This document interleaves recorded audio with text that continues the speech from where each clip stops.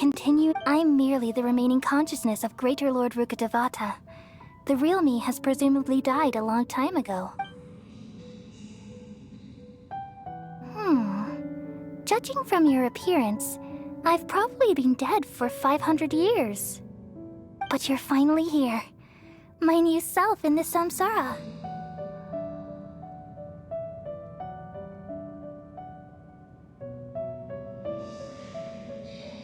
If this is true, then am I going to be a great Archon like you someday?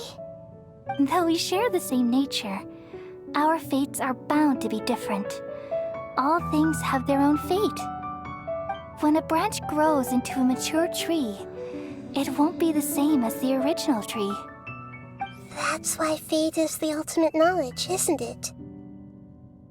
That's a great insight. Yes, very good. It's also precisely why you won't become like me. Really? But perhaps you may become an even greater Archon than I. I already see a determination in you that I didn't possess in my time, and the future that it leads you to will be yours alone. Along with the blessings from your past experiences.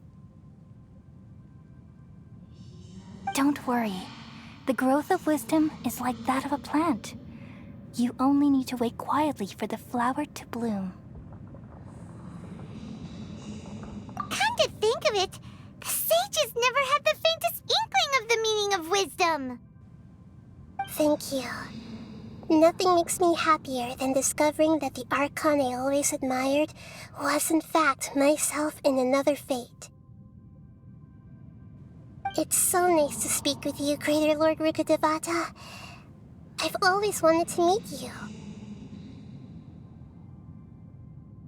The feeling is mutual. From the moment I snapped the branch off Irminsul and created you, I've also looked forward to talking with you.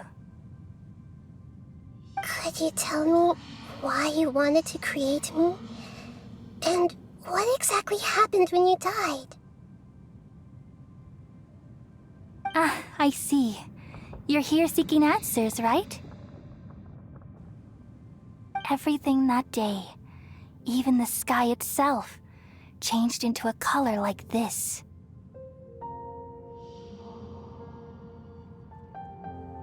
At that time, the seven were all summoned to the nation of Conria. Except for me. I had a more important task to attend to. I had to protect Irminsul. The disaster occurred together with the pollution of forbidden knowledge. At that very moment, with my consciousness connected to Irminsul, I sensed something was wrong. The pain started to torment my mind. By the time I reached Irminsul, it was already displaying signs of corruption. Had I not repelled the pollution of forbidden knowledge with King Deshret thousands of years ago, I might have felt even more hopeless and lost. So what exactly is forbidden knowledge? It's a kind of knowledge that doesn't belong to this world, and a form of truth that can't be understood. It came from the very bottom of the abyss. Even I could never understand it. The world is constantly rejecting it, leading to all kinds of bad phenomena. If we allow forbidden knowledge to pollute Irminsul, I'm afraid the entirety of Teyvat could fall apart. So, there's knowledge that even the God of Wisdom can't understand? At that time, I knew I couldn't repel the forbidden knowledge with my strength alone.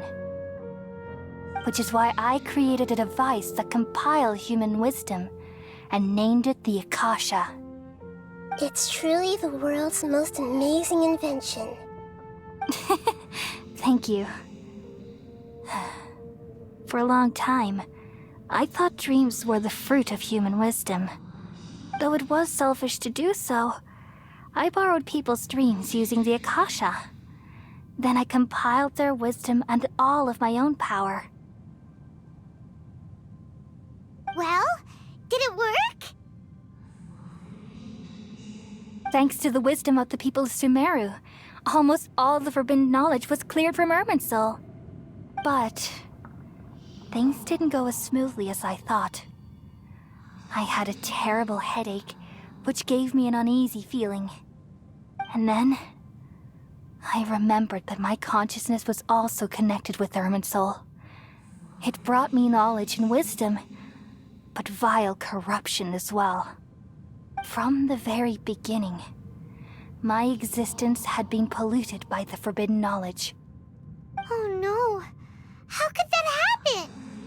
I've experienced that pain in your consciousness. It must have been a horrible experience. Yes, but my feelings weren't important. The important thing was that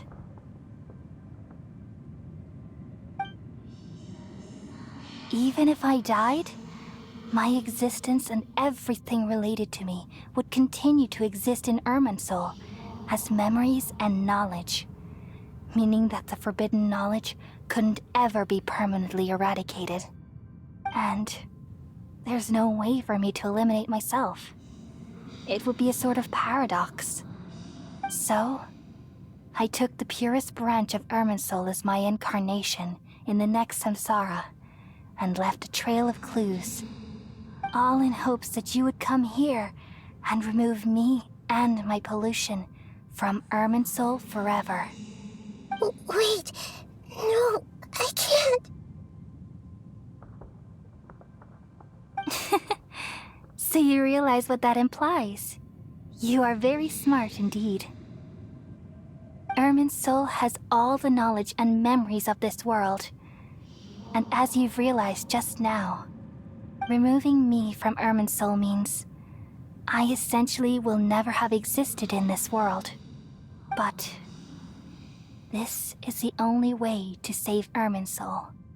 People love you so much, and they've missed you so much over the past 500 years. I am exactly the same. So how can we just forget you like this? Is there really no other way? There must be something else I can do. You're the god of wisdom, Booer. You should know that there is no other way. But this is so cruel. I don't want to forget you. No need to feel so sad, Booer. As someone who delights in wisdom, you should feel joy at finally finding the answer.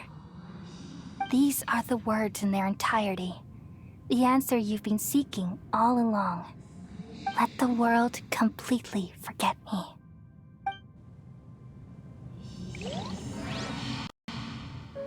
We all nestle under the great tree of wisdom, peering out to perceive the world.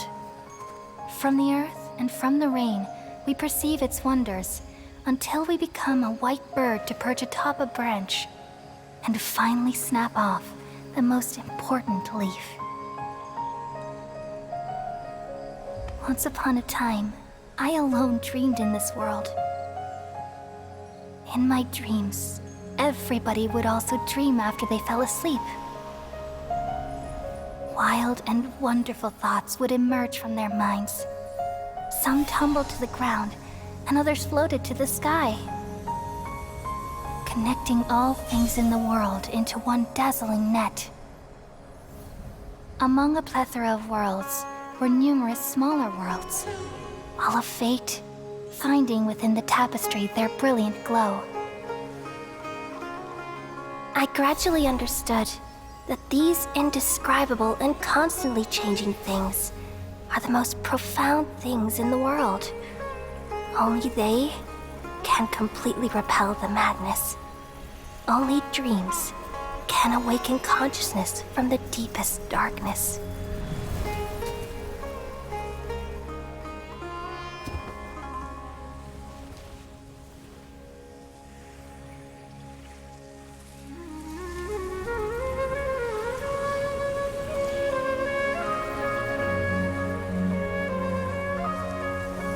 I'm the one who posed this question, yet also the one who sought a solution. Saving the world with the dreams of the people used to be my answer. And now, you've also found your own answer, and I shall return all the dreams to the people.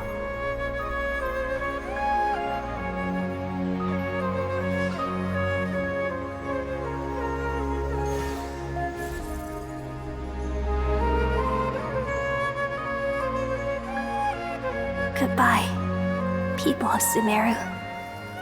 May you be blessed tonight with the sweetest of dreams.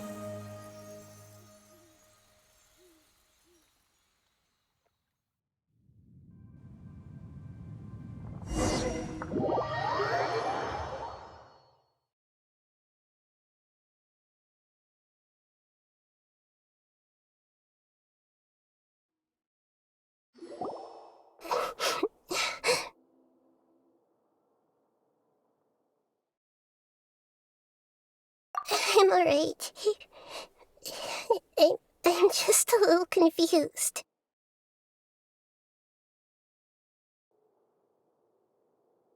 We've just saved the world, right?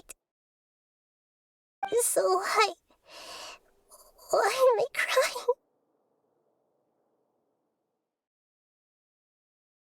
I don't know where this feeling inside of me is coming from, but I feel very sad. Just now, we used the power of two Gnosis to successfully connect with the Irminsul consciousness from 500 years ago. Then, we removed the remaining pollution from Irminsul.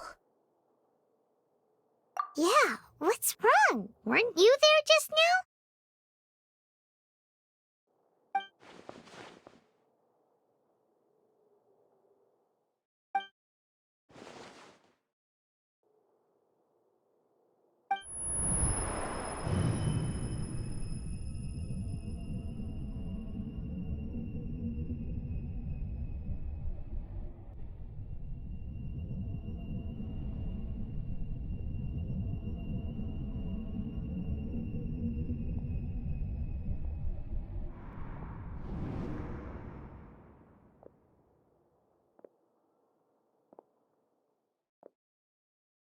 Huh?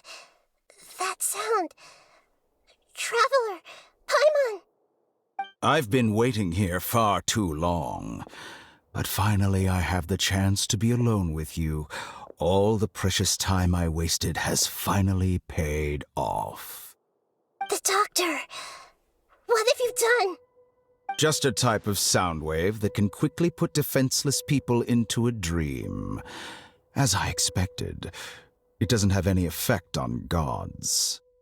This is the only thing of interest I found among the sage's research. I thought I'd take it for a little spin. Don't worry. I know you would never forgive me if I actually killed them. I'm here to negotiate with you. Naturally, I won't do anything dangerous that could potentially damage our relationship. Negotiate with me? I heard you had already left Sumeru. Why are you here again now? I left Sumeru, but I also stayed in Sumeru. Even the God of Wisdom is restricted by the habits of cognition. How disappointing. You mean there are many different versions of you in this world? An astute guess. Even the same individual will have different cognitions at different ages. A long time ago, I made a major decision in hopes of preserving all my perspectives of how I observed the world. Observation is the first step of any experiment, but observing the current world doesn't satisfy me. It lacks an important dimension, that of time. So I saved segments of all my ages and made them into independent individuals. That's all there is to it. Indulge me. How does the God of Wisdom find my method of seeking knowledge? It's an insult to the very concept of life. Life inherently has many rules and restrictions, each with its own significance and reason to exist. They can't be broken on a whim. Good. Amazing, even. Indeed, it's difficult for humans to make peace with themselves, not to mention oneself from a different period. Since you are in the Akademiya, why wait until now to show up? You could very well have stopped us and helped that fake god. Simple. Let me ask you this. Would any staff member ever help the subject in the middle of an experiment? It was my experiment. So why should I interfere with the results? The Akademiya saw the plan to create a god as their ultimate goal, yet you only saw it as an ordinary experiment. You really are crazy. If the experiment succeeded, you would have had a new god on your hands. How would you have faced your own god then? Would you still take the same stance? Would you still hold the same view of yourself? I'm first and foremost a scholar. These results should be left to the judgment of the hypothetical me confronted with that outcome. But you're right. And that's exactly why I'm disappointed with the conclusion of this experiment. As an individual, you don't have any sense of belonging. You seem to have even fewer convictions than a typical scholar. Oh no, I certainly have my own convictions. They just don't fit your standards, that's all. All right, that's enough conversation for today. The experiment is over, and it's time to tidy up the equipment and reclaim any useful materials. For example, the Gnosis. Lesser Lord Kusanali, you're an intelligent Archon. I'm sure you understand the disparity in our combat abilities at this time. Besides, you have no way to use that Electro Gnosis in battle. Didn't you say you were here to negotiate with me? Somehow, it's starting to seem like you intend to take it by force now. I'm merely stating a fact. After all, I'm also a scholar. Naturally, I hope to show proper respect and dignity to the God of Wisdom. Your hypocrisy is built on absolute confidence. I understand your scheme, but... what if I were to destroy the Gnosis now and awaken the heavenly principles? Awaken the heavenly principles? Do you think that's really possible? The heavenly principles have been silent for many years, but the Gnosis are symbols of their control over Teyvat and all the laws. Will the destruction of a Gnosis attract the attention of the heavenly principles? And if so, how do the Fatui plan to deal with the consequences? Do you dare to gamble such a possibility with me? Gamble? How surprising. I thought you would show evidence or use rigorous reasoning to prove your point. The word gamble is the last thing I expected to hear from the God of Wisdom. But this is a clever move. You must have seen through me when I first captured your consciousness. As a scholar, I respect all possibilities. This has always been my principle and is an essential trait as an experimenter. Indeed, I can't ignore this possibility. So tell me then, what are your conditions? This foreign Gnosis will only lead to disaster if it stays in Sumeru. But this Electro Gnosis is the prize I attained after defeating one of your fellow Harbingers. Now, as the one who initiated this cascade of events, shouldn't you pay the corresponding price? Price? Interesting. What price would you have me pay? How about erasing all your other segments? So this is how you wish to restrict me, the most threatening opponent of the Nation of Wisdom. What you request of me is like plucking out the eyes I have placed in the dimension of time. Segments are extraordinarily difficult to make. They require extremely rare resources and enormous amounts of time and effort. requiring me to destroy them all here and now. Bravo. A suitably wise decision on your part. Yes, how very interesting. Can I assume that you have long been wary of me? Among all the versions of me, this segment you see now is the most selfish. If it weren't me, your idea wouldn't have worked. What did you see when you were imprisoned? You were observing me, and that's how you know I've long grown tired of their doubts and endless arguments. Like you said, it's difficult to make peace with yourself. Being as smart as you are, have you managed to do that? I see. If you think all those versions of me are worth a gnosis, then deal. You sure didn't hesitate much.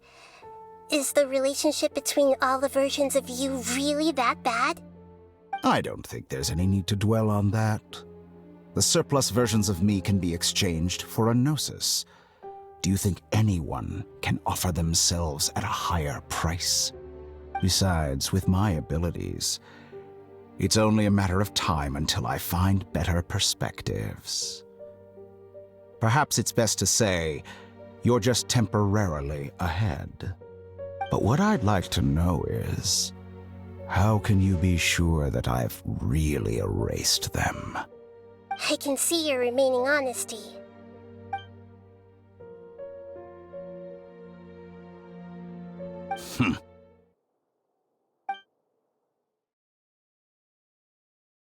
What a ridiculous decision! You can't be serious! How could I have been so short-sighted? You think this is the end? Wait, I'll have revenge! You'll make this moment count. You will regret this! Well, have you confirmed that it's complete? Here, take it. The future of Sumeru City will be in my hands alone. I will shut down the Akasha and let curiosity and the thirst for knowledge drive the realm of academics once again. There won't be any further gaps for you to exploit. It truly pains me that my academic achievements have never been appreciated in my homeland. Of course, I have no interest in being rejected by this city for a third time. Another chess piece. And where is your Dendro Gnosis? Don't be greedy, Harbinger of Snezhnaya. No, this is a different transaction. If you intend to turn off the Akasha anyway, then there's no further use for the Gnosis of Sumeru, is there? Besides, isn't it the Archon's duty to deliver what's desired of the Seeker? Oh, judging from your expression, you don't seem to find the idea very agreeable. Then let's think of it this way. Since you're the god of wisdom, how about I exchange some knowledge with you? People exchanging knowledge with the God of Wisdom is the stuff of legends. Yet here you wish to exchange knowledge for the God of Wisdom's property. Arrogant as that is, it has piqued my interest. Let me ask you, have you in all your mighty knowledge ever heard the rumor that the skies of Teyvat are fake? Huh? That's the secret hidden by Irminsul concerning the truth of this world.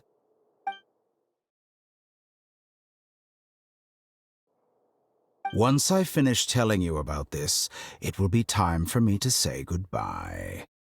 With negotiations, we've all gotten what we wanted. I'm very glad I got to meet you like this. Your arrogance may know no bounds, and convictions may mean nothing to you. But I'll still listen to what you have to say.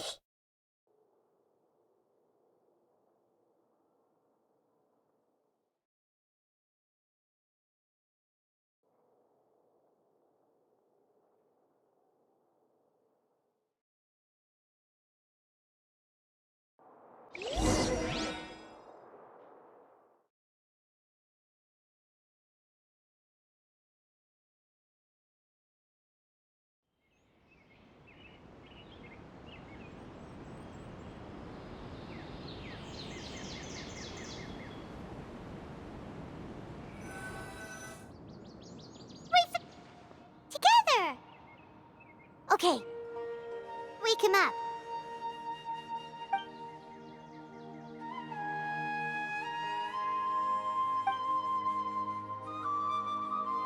Are you awake? Kali says it's time for breakfast. Come on, get up! Good morning! How are you feeling today? Good to hear. It looks like we've recovered pretty well. Not even Tainari could stop us from going out now, right?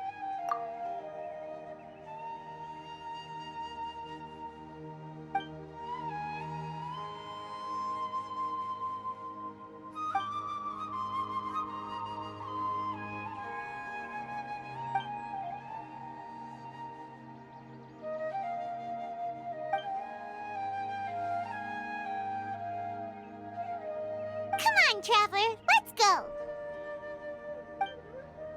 Surely that little girl must be leaving soon.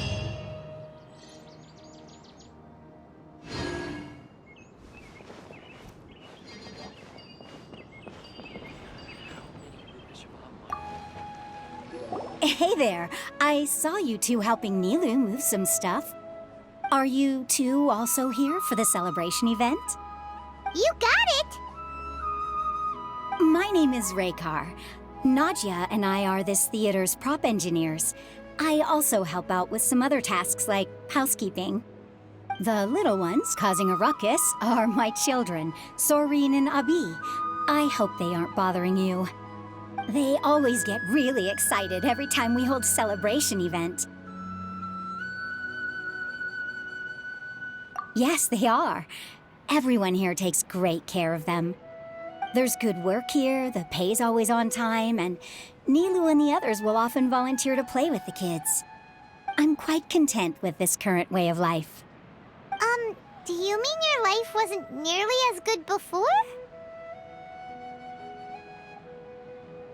It's all right. It's all water under the bridge now.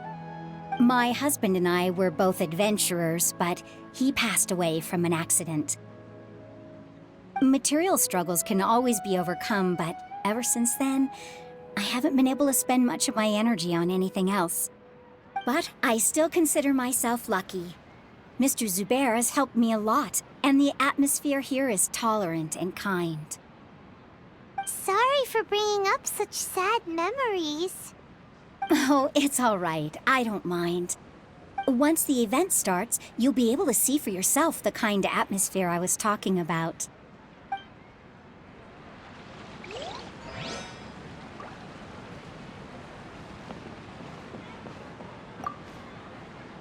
Hey there! Ah, a newcomer. Doesn't look too bright. Hey! Talk about judging a book by its cover! You, on the other hand, you're a special one. How would you describe the concept of art? Mere curiosity is all. It makes no difference whether you answer or not.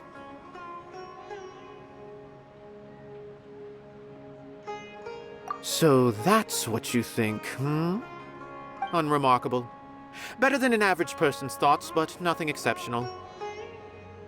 Is art a product that we create and bring forth, or is it a naturally existing resource? I, for one, believe it to be the latter.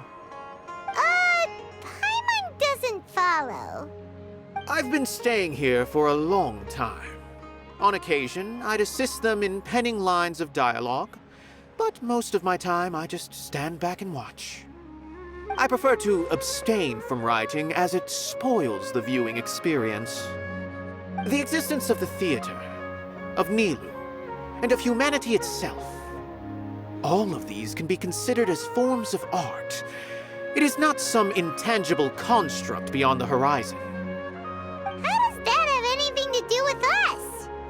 Let me ask you this. What do you think is the meaning of art?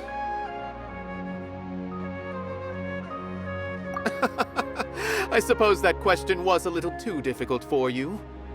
To chance upon a spark of inspiration, I have been closely observing you, the players on the stage, and those watching in the audience. Art is already all around us.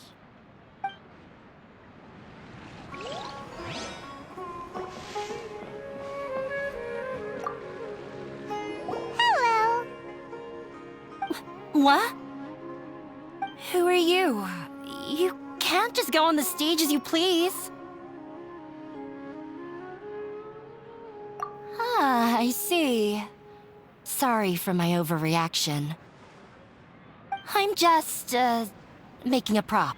No time for chit-chat. Is that embroidery? No. Well, yes, but not really. It's a prop. It's just, some fabric. An ordinary piece of fabric that we use in a show. Sorry.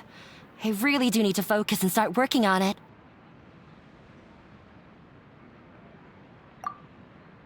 What an oddball.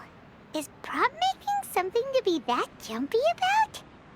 Oh well, it's none of our business. Look! Nilou's back! Let's meet up with her! The event's probably about to start! Sorry for the wait. Preparations for the celebration are finally done. I'll call everyone over, and then we can start. Let us give you a hand! Thank you.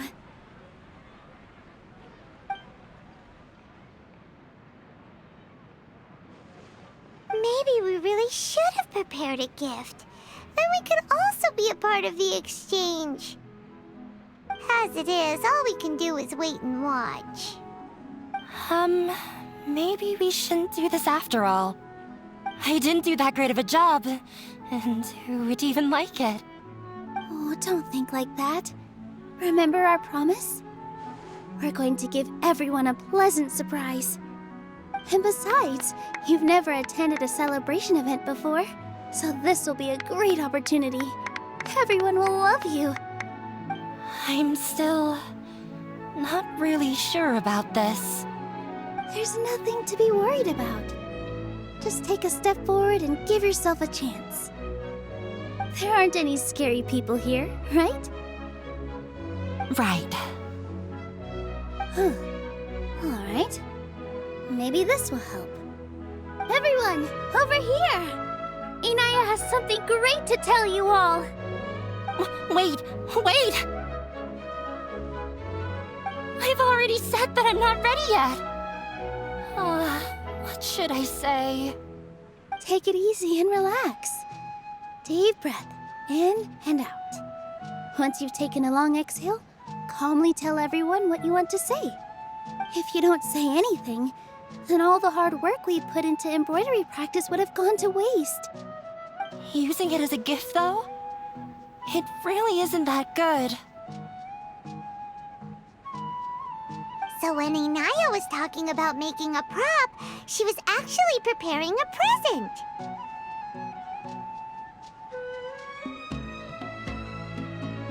Yeah, it feels like she still doesn't really see herself as part of this community.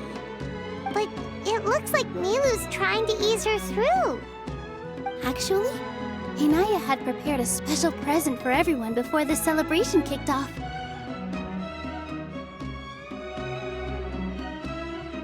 Woohoo! We're gonna get our first present from Miss Inaya! Pipe down! The louder you all are, the more nervous she'll become. You've worked on it for so long, so have some confidence. Don't be afraid. You've got this! Is Mr. Zubair here? Sheikh Zubair, this is an urgent notice from the Akademiya. This celebration, or whatever it is, must stop at once. What a condescending guy. What's his deal? Since Zubair Theater has long violated the Akademiya's policies and orders, we have decided to demolish it. As its manager, you must halt all operations and dismiss all staff members within 30 days. after which you will report to the Akademiya for further punishment. Why? Why force us to do this all of a sudden? Little girl, this is not the first time you've been issued a warning. I didn't hear anything about demolition the last time I asked, and now I suddenly only have 30 days? We have more shows planned, but it's impossible to do anything in just 30 days. How am I supposed to explain this to my customers and staff? That issue is of no concern to me, Mr. Zubair. You seem to understand the situation quite clearly. Perhaps you can reflect on the reasons why you have failed to prepare for the scenario in advance. Demolition? Why do they want to demolish this place? The Akademiya has never liked us, and they've never respected our work. To them, what we do is all a waste of time. This isn't the first time they've come by. They had asked us several times in the past to improve the quality of our performances by only putting on shows they consider to be sufficiently intellectual. But our audience isn't the Akademiya. It's the people of the Grand Bazaar. If our shows are too difficult to understand or too removed from everyday life, nobody would watch them anymore.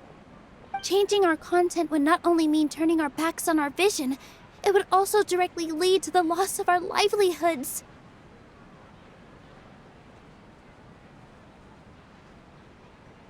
Yeah, the theater is very important to each and every one of us. The way they're doing things is so scummy. But I also don't know how we can stop them. I do not wish to explain everything again from the beginning. Time is of the essence, so you should act with haste instead of asking frivolous questions. But none of us plan to accept this. Such an abrupt notice is contrary to established policy.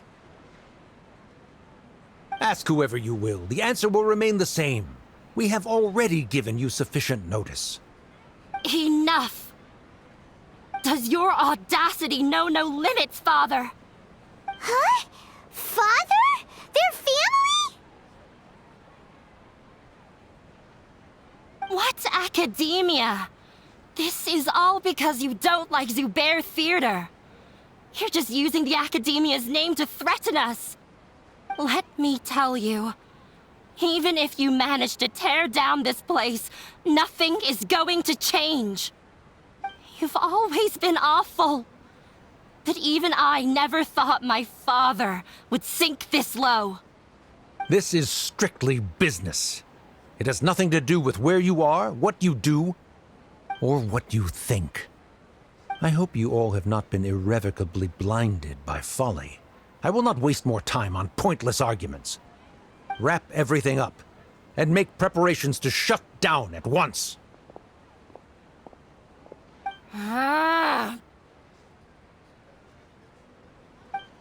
Why is he always like that?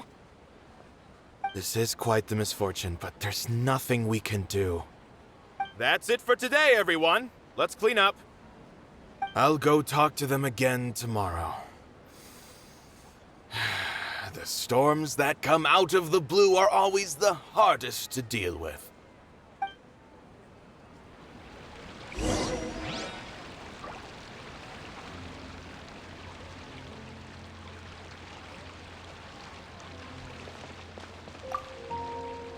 Sorry. I invited you thinking this was going to be a happy occasion. I didn't know that things would turn out like this. There's no need to apologize, Nilou. No one could have seen this coming. Paimon just wishes she could have at least gotten to the food. Is what that guy said true? The Akademiya has already given you many warnings? Yeah, I guess you could say that. They've always seen us as being meaningless. Knowledge is king in Sumeru, and their pursuit of it leaves no room for the arts. But if that's all it is, there's also no reason to go so far as to demolish the theater. After Anaya ran away from home, I brought her here to Zubair Theater. She rarely talks about her family. All I know is that she didn't get along with them. I never expected it to blow up like this. If you did nothing wrong, then there's no reason to listen to the Akademiya, right?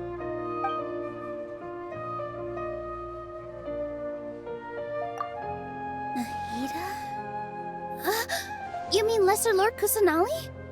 She'd probably help if she knew what was going on. No matter how nasty the Akademiya could get, surely they can't win against Lesser Lord Kusanali. No. I wasn't doubting her ability. I just feel like we shouldn't bother her with such a trivial problem. Plus, if the Dendro Archon were to intervene, then it wouldn't feel like our victory was earned. That's true. Who cares? Let's just take him in a fight. That's true. I'll try to think of something. We can't just let everyone suffer in a perpetual state of fear and uncertainty. What to do? Can you pretend to shut down, but secretly continue to hold your shows somewhere else? Or we could go through a list of customers and try to see if anyone in there might be willing to help out. That also doesn't sound like it'll work.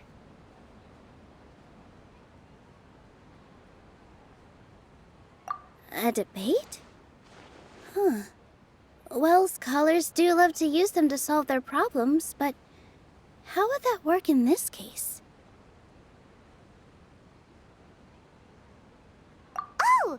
If we can prove to Inaya's father that the Akademiya's position doesn't hold water, then they won't have a reason to demolish the theater!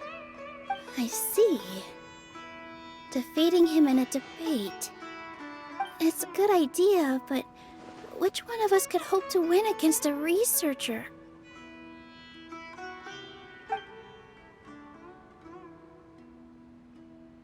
Huh? Me? No. I'm the literal worst at arguments. I can't debate.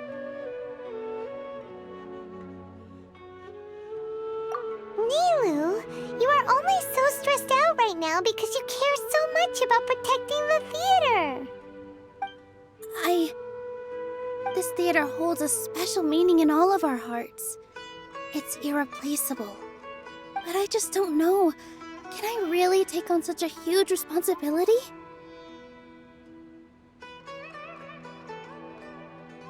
Paimon will help too. You'll feel a lot more confident after doing some prep work. Believe in yourself. Thanks, you two. Alright, I've decided. Even though I may fail, I'll do my very best for everyone's sake. That's our Nilou! We're rooting for you! Okay, let's head back and tell everyone what we came up with.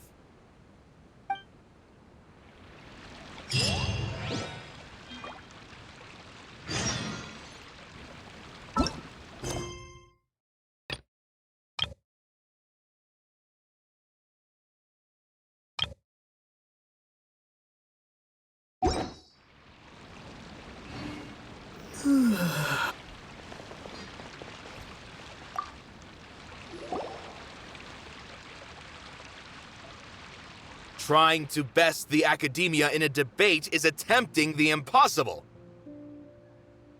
If you really want to try, I won't stop you. It's not like our situation can get any worse.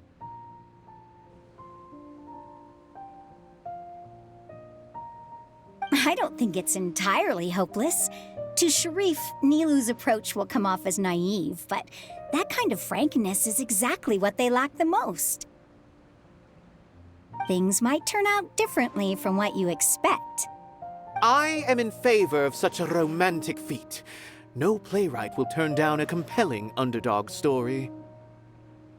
Sure, in fiction, but I'm not sure how well that will translate to reality. I'm not saying that I don't support you, Nilou. If you need my help, just say the word. Anything is better than just standing aside and watching the theater get demolished. I'm also pitching in. Let's show the Akademiya that we have some fight in us. Thank you, everyone. I feel a lot less nervous with your support. Not to rain on your parade, But my father is a real hard guy to deal with. He's erudite, meticulous, demanding, and exceedingly familiar with rigorous logic. It'll be extremely difficult to beat him in a debate. You all already knew that. But you just didn't want to hurt Nilou's feelings. But when all's said and done, aren't you hurting her just the same? That's enough, Inaya!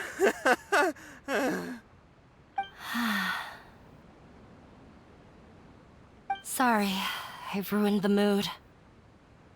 I just can't force myself to expect a positive outcome. Nilou shouldn't have to push herself for the sake of an impossible goal.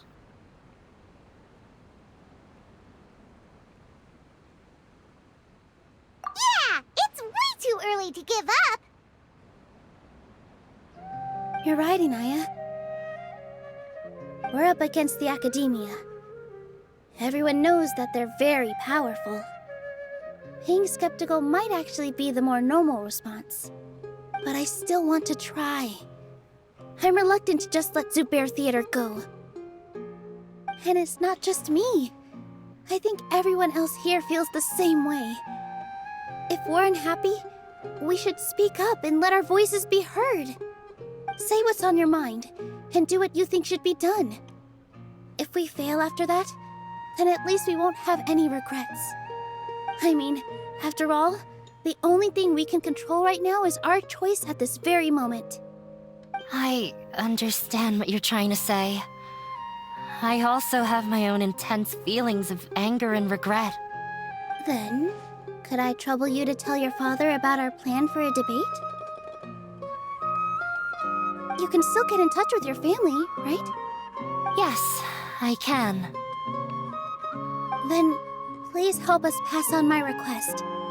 I've never participated in a debate, and truth be told, I'm still not really confident in myself. But since we've decided on a debate, I'll do my best to prepare for it. I'll gather everyone's thoughts and let them be known to all during the debate. I, by myself, definitely don't have enough wisdom to beat your father. But what about the entire theater combined? Then we should have a chance, right? Right. That's right, Miss Nilou! Beat the bad guy! Justice will prevail! Make him eat dirt! You two. We aren't getting into a fight. But thank you for your encouraging words.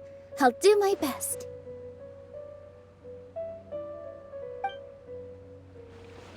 Well said back there, Nilou. I felt that I might have said a bit too much.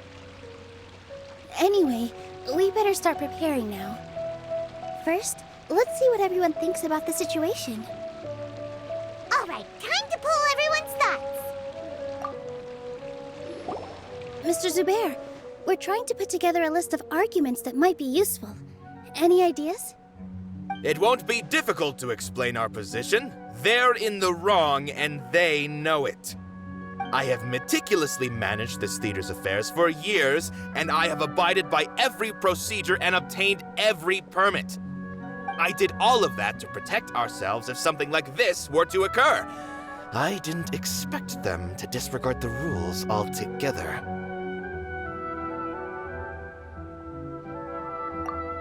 Yes, I know. But anyone who's staying at the theater is one of us. If I can't even protect the members of the theater from outside pressure, then I have failed in my duty as a manager. In summary, you need sufficient confidence and strict adherence to the rules. At least for now, they don't have the authority to demolish the theater. As long as you double down on that point and force them to concede it, you'll gain an advantage. All right, got it. I've seen many situations like this before. The Akademiya sure likes to get its nose into everyone's business. While you prepare for the debate, I will also prepare the theater for the potential aftermath. It's best to prepare for the worst outcome. Once you're done chatting, do me a favor and tell our customers that we're canceling all of our shows. Do we really have to? Right now, no one's in the right frame of mind to perform. I have to consider both our staff and our customers. This is the only way. Nilou, you are incredible. With your talent and youth, you had the least to lose out of all of us. And yet you were still the first to take a stand. I've never thought about leaving your theater, Mr. Zubair. I truly love this place, and I want to keep dancing here. I also want to keep dancing with everyone else. You're becoming more and more like her. Do your best. We'll do all that we can, and leave the rest to fate. Her? My teacher. She was an excellent dancer, but she's retired now. If we have time later, I'd be happy to tell you more about her. No one is allowed to bully Miss Nilou. Watch out, Mr. Bad Guy! Pow! Bam!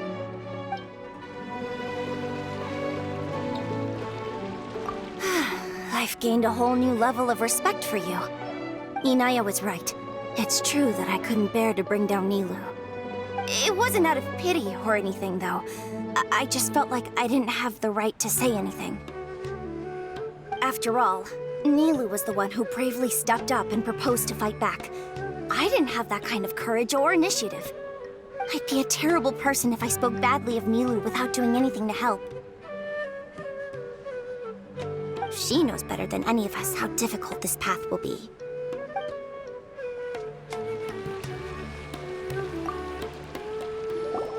I didn't expect you all to challenge the Akademiya. That reminded me of my younger years. Back then, I feared nothing and no one, and I was always charging into the most dangerous of places.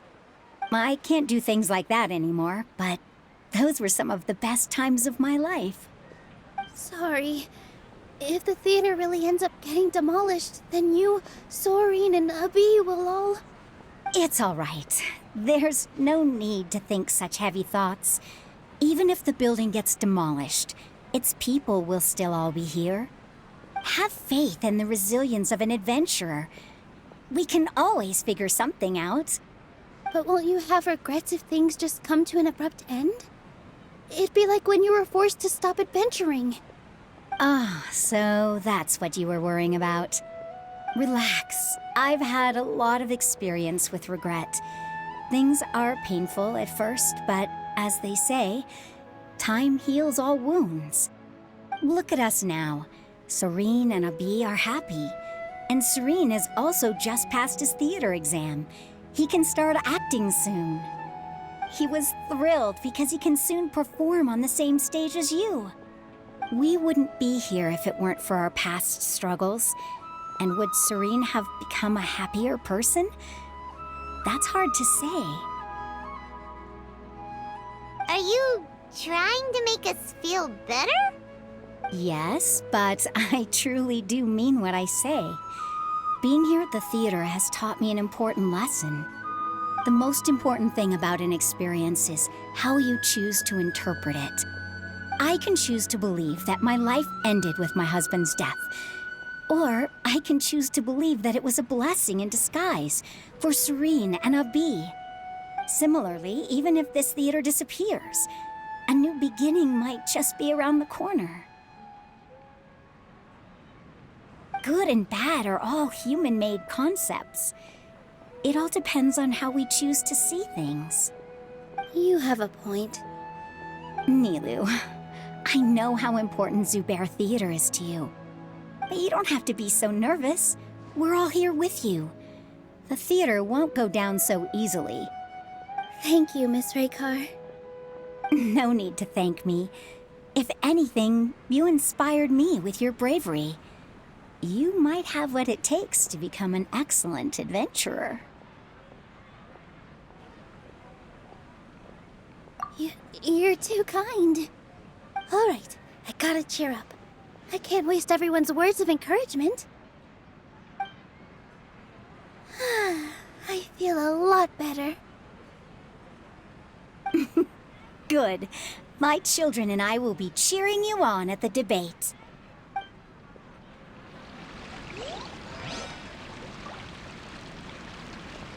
When the day comes, I'll get my friends and the theater's customers to come and support Nilou. If anything goes wrong, I'll have them scream and shout and drown out whatever Sharif says. I can't do that? Fine, I'll think of something else.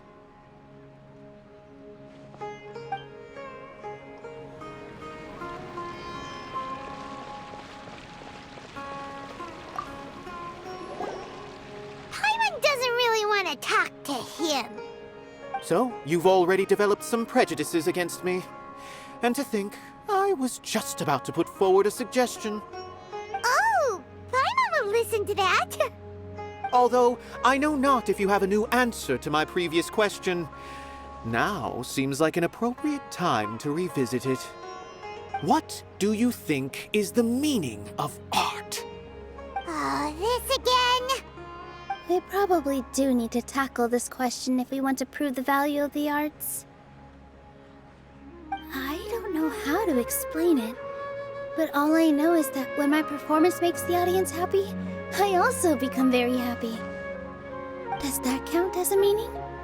You answered him so seriously. Careful, Nilou. This guy's ramblings never make any sense. No. Nilou's answer far surpasses yours, and it is close to my own. The meaning of art comes not from its creators, but from its audience. In other words, only art that can be appreciated by others will impart its essence and value upon the minds of its audience. This is something that the Akademiya can never understand. I once pursued the mastery of art, much like how a researcher would chase wisdom and knowledge. However, the more of a connoisseur I became, the less I felt I understood. I began to question what it truly meant for art to be understood at all. I found that I could comprehend even the most complex and sophisticated of works, and yet somehow that provided me with little solace. I remained even perplexed about this conundrum until I visited this theater and watched one of Nilou's performances. It was that life-changing? Everyone here had a joyous part in the overall experience. The actors upon the stage basked in the love of their audience, while those in the house immersed themselves in the wondrous ambiance. In all honesty, from a purely critical point of view, the performances here are exceedingly average. Hey, don't say something like that. But what bewildered me was how, despite the performance's middling quality, they captivated their whole audience. They captivated even me. I realized then that I had walked the wrong road. The mastery of art was never what I truly wanted. I left the so-called frontiers of artistic research and came to this theater, for this is where I can finally find what I seek. Art will no longer be a castle in the sky. Whether it be inspiring or entertaining, art must be appreciated by others to confer value. If art cannot accomplish that, then it is meaningless. When you put it that way... Mr. Zubair and I refused to follow the Akademiya's orders to change our shows for a similar reason. To put it simply, we were afraid that our shows would lose their meaning if people couldn't understand them. I once stood in the spotlight, but I relinquished fame and acclaim for the freedom I enjoy today. I care not for where my feet may take me next, but Nilou, you need to remember one thing. You already stand upon the finest stage there is, and that is a rare gift that should never be taken for granted. You cannot give it up, not even to the Akademiya. I understand. Thank you for your words of encouragement, Mr. Kusanali. Dust the cobwebs away from the eyes of those scholars. He really seemed to care a lot about the theater. Once you get to know him, you'll realize that he's actually a big softie at heart. He'll even help out with furniture repair and painting the stage. Wow. Paimon didn't think he had that in him at all.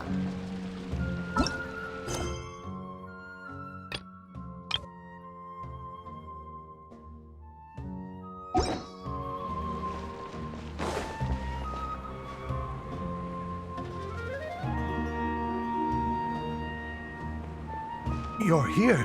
Is the theater actually closing? He's been worried sick for a while now. He wouldn't stop talking the whole way back. Hey, you two. What exactly happened? Did someone come down from the Akademiya? Yes. He told us that we have to shut down the theater within 30 days, and that it's going to be demolished. What the heck? That came with no warning. They're messing with us again. Don't tell me you'll have to listen to him. Come on. You know the answer to that. Yeah, it is a direct order from the Akademiya. There's no need to worry, though. I'm preparing for a public debate with the Akademiya. If I win, we might be able to overturn things and change their minds. Really? That's terrific. You have my full support, no doubt about that. Mine too! So what was their excuse anyway? They still not a fan of the theater's programs? Yeah, something like that. Good thing they have the power to make rash decisions about things they don't even understand, huh? Yeah, they need to touch more grass, not books. Exactly. They want to look down on us? Ha! We'll look down on them first. Don't worry. Everyone here has your back. The Akademiya's recklessness won't get them any praise. Right. They might think that some forms of knowledge are more valuable than others, but everyone can equally appreciate art. If they don't believe that, send them my way. I got them beat on this subject. Maybe you can prepare some questions on the details of dance performance to make things harder for them at the debate. Sounds like a good idea. Maybe that's something I should do. Ignore him. He's joking. Just do things your way. No matter what, we will always support you. Thank you all so much. Your understanding and support make me feel a lot better. There are always more solutions than problems. If you need help during the debate, just shout and the entire Grand Bazaar will be at your beck and call. Gotta show them who has the people's support.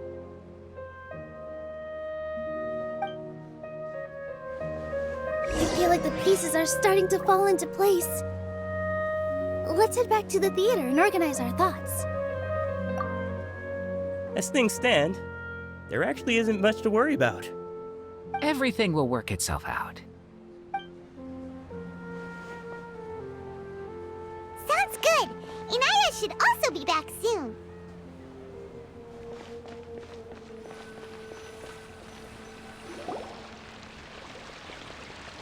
Abi, have you seen Miss Inaya? No, Miss Nilou. Miss Inaya isn't back yet. Wasn't she just passing on a message? Does she really need this much time?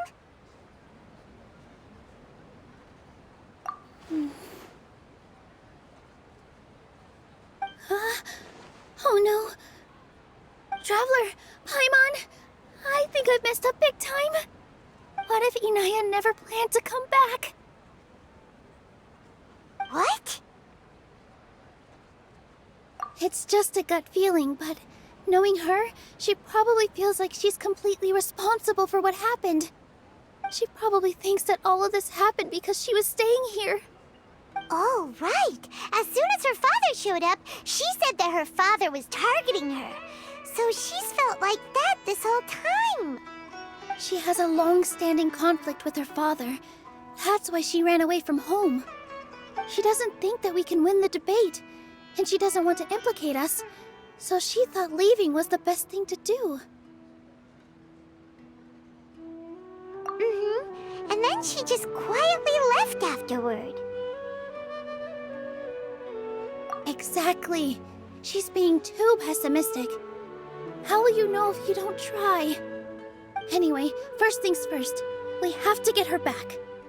But where should we start? Sumeru is huge!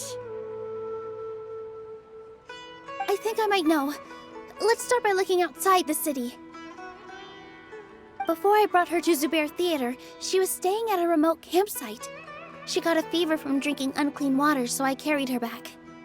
If she has nowhere else to go after leaving the theater, she might go back and strike out on her own again. Then let's go take a look. Yes, let's hurry.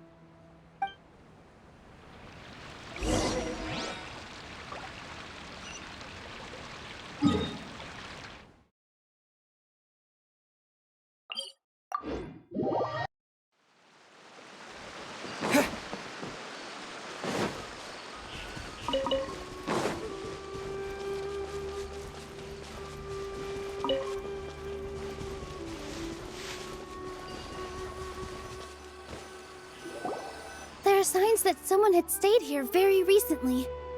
But we can't confirm if it was Inaya or not. Let's take a look around first. Did you hear that?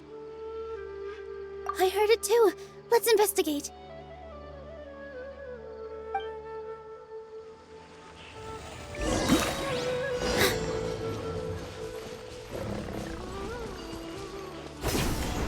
Sounds like we're getting closer. The voice is coming from over there. Yes, we're almost there. Stay back! It's Inaya! She's being attacked by wild animals! Inaya, don't be scared! We're coming to help!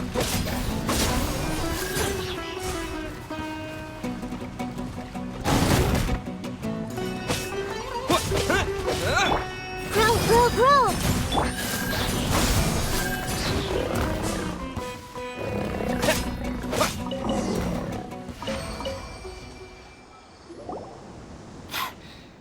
Thank you. There weren't so many big animals in this area before. They chased after me for a long time. Sorry. I'm causing trouble for you again. Why did you leave by yourself? You really don't think we have a chance at winning the debate? No. I just thought it would take too much effort.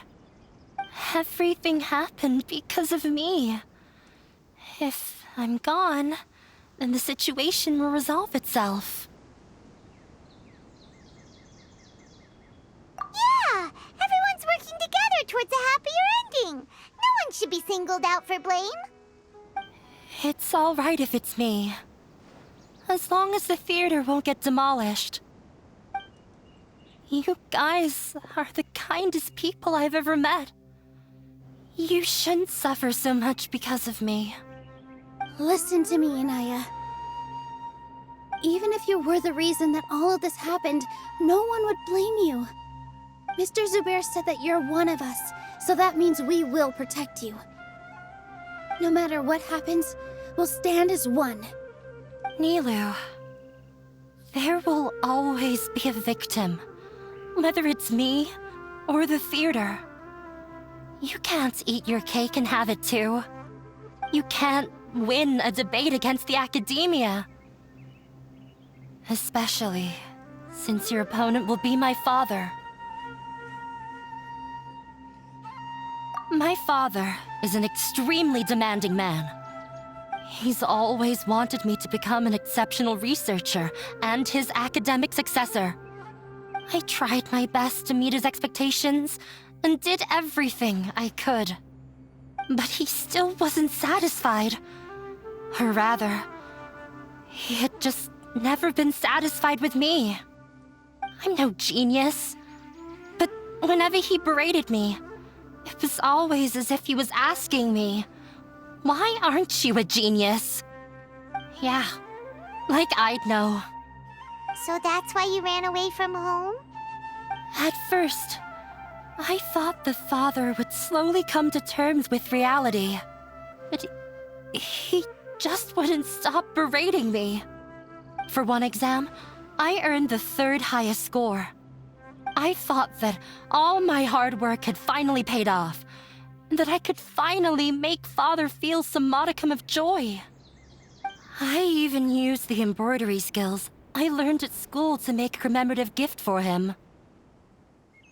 I thought, even this daughter can make her father happy sometimes. Right? I see.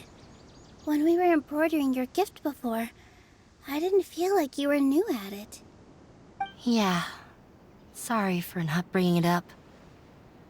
These are not pleasant memories for me. I was tired of him yelling at me every day. All I wanted was to see him smile at me. But he was more angry than ever before once I'd given him my embroidery and told him my score. He flung my present to the side. You think you should be proud of third place? Reflect on why you weren't first. I forgot how long I'd cried for. I only remember my parents arguing. My mother also thought he went overboard. They argued for such a long time. My father eventually stormed out and slammed the door behind him. I didn't get a single sentence of apology or any words of comfort. I've completely given up. We're destined to never understand each other. How horrible! I don't think you can beat him in a debate. Because he doesn't even understand what kind of place a theater is. He can never understand the relationship performers have with their audience. His life is devoid of camaraderie or friendship. He just wants everything to happen according to his wishes, as if the world revolves around him. What we cherish, our little place in this world, means nothing to him. It sounds like your past has had a huge impact on you. I understand now, Inaya.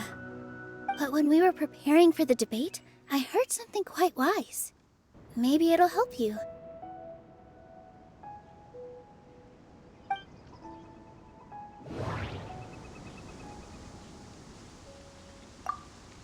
The most important thing about an experience is how you choose to interpret it.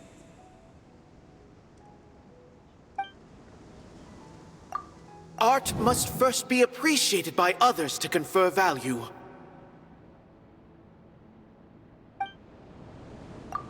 Mr. Zubair has been meticulously managing the theater. Everything checks out.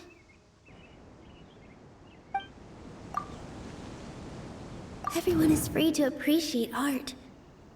No form of art is inherently superior. No, there should be something else that's more relevant. No, there should... Miss Raykar has gone through a lot in her life, but she told us that she's very happy to live at the theater now. Although she ran into misfortune, it led her down a new path in life. She sees that as a blessing. She told me that the most important thing about an experience is how you choose to interpret it. Interpret it? I can sympathize with your unhappiness at home, but after you ran away, you ended up at the theater and became one of us. Those unhappy experiences allowed you to really cherish your bonds with everyone, and also gave you the opportunity to become friends with us. Don't let your past suffering keep you from the new life that you've worked so hard to find. Oh. Let the past stay in the past. When I ran away from home, I swore that I would leave my family conflicts behind. But you're right. All I'm doing now is falling right back into it. Maybe you'll disappoint him, but that doesn't matter. You have a new future waiting for you. Don't let go of the answer you've worked so hard to find. That's right. If we put our heads together, there's bound to be a way. You're right. There's nothing to be afraid of. I'm not trying to meet his expectations. So why should I give up because of him? I can't afford to lose anything more. We have to win. The debate will not only protect Zubair Theater, but also allow me to settle things with Father. That's the spirit! Let's go. I'll tell my father about the debate. I know him very well. Even if he looks down on us, I know how to make him accept. All right, let's go.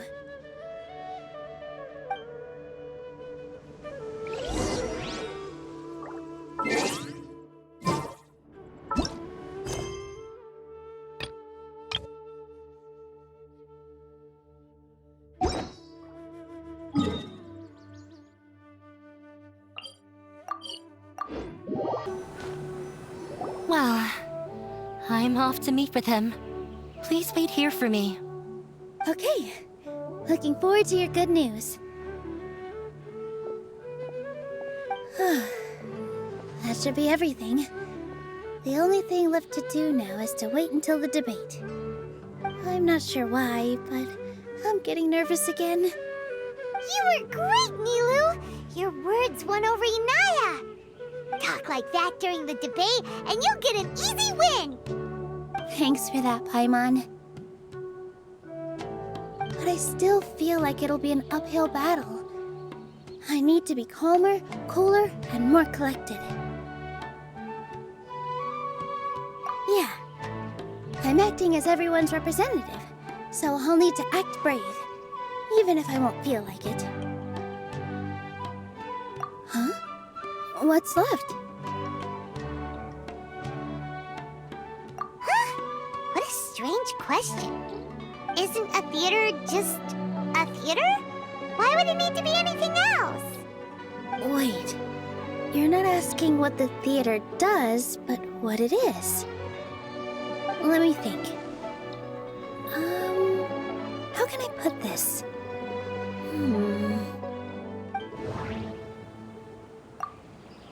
Inaya really wants to win. She doesn't want to lose anything else because of her painful past. Everyone is free to appreciate art.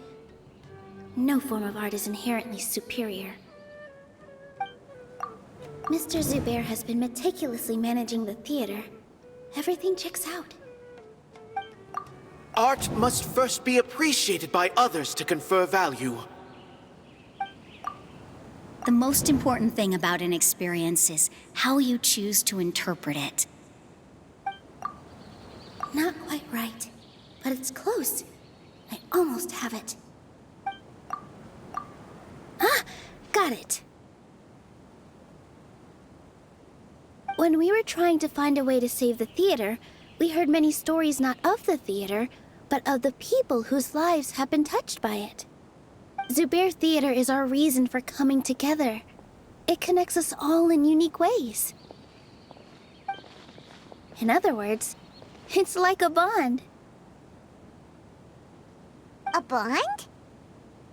The theater provides money for Miss Raykar and her children, inspiration for Mr. Kusanali, and enjoyment for the people of the Great Bazaar.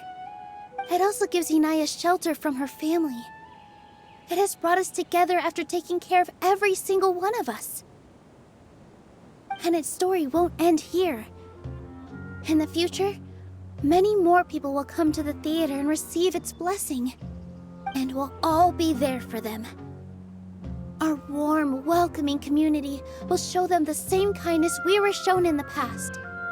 Aside from the delivery of performances, isn't this another reason for Zubair Theater's continued existence? Yeah, that makes sense. We definitely felt that warmth during the preparations for the event. But Paimon doesn't see how this will help in the debate. Oh, gotcha! No matter how strong an opponent is, they'll have to go on the defensive if pressed on a weak point. I feel like that's another prong in our attack. Thank you so much. Paimon also feels a lot more relieved. Let's show him what we got! Sorry for the wait. I'm back. Things went a lot more smoothly than I expected. It didn't take long for him to accept the debate. And it's set for 2 days from now. Why are you all smiling so much? Did something good happen? we realized that your dad might not be as scary as we had thought. We just finished our prep. Rest easy. It will all turn out well. We have to win. No, we will win, Inaya. Fingers crossed.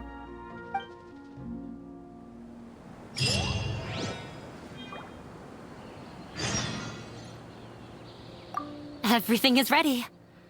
The only thing left is to wait until the day after tomorrow. I hope I'll actually be able to get some sleep over the next 2 nights.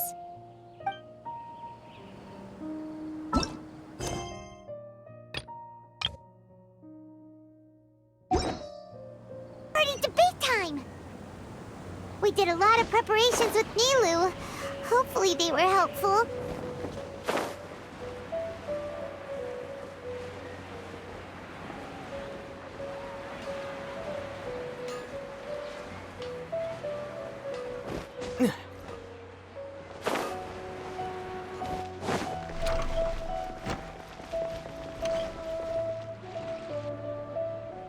Hello and welcome, everyone.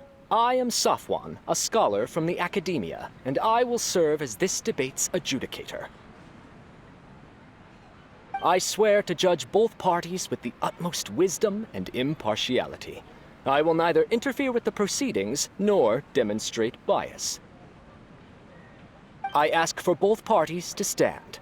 May the Dendro Archon also serve as a witness to this duel of wits. Since you so desperately demand an explanation, I will expound on the Akademiya's stance. You may have misunderstood us from the outset and believe that the Akademiya is prejudiced against you. However, the truth is that the Akademiya wishes for every resident of Sumeru to be afforded opportunities to grow and cultivate their wisdom. Therefore, the works they consume should also possess enlightening qualities and intellectual value. We have failed to identify these qualities in the shows performed at Zubair Theater. In other words, instead of struggling against the Akademiya in pointless confrontations, if you had spent your time reflecting on improving the quality of your shows and enlightening your audience, Zubair Theater would not be today facing such a tragic fate. Aggressive from the get-go. He's really putting on the pressure. Can Nilou stand her ground? Calm down, Nilou.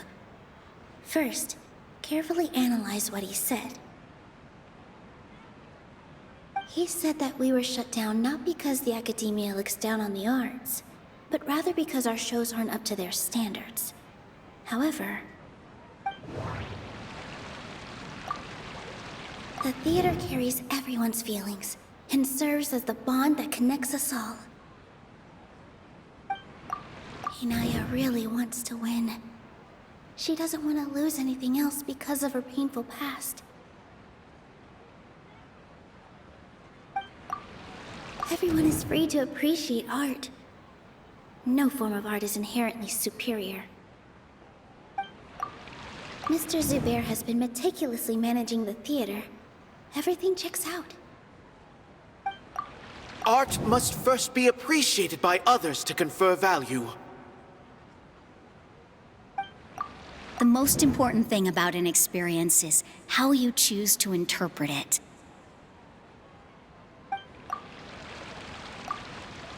In your eyes, our shows can't meet the Akademiya's expectations.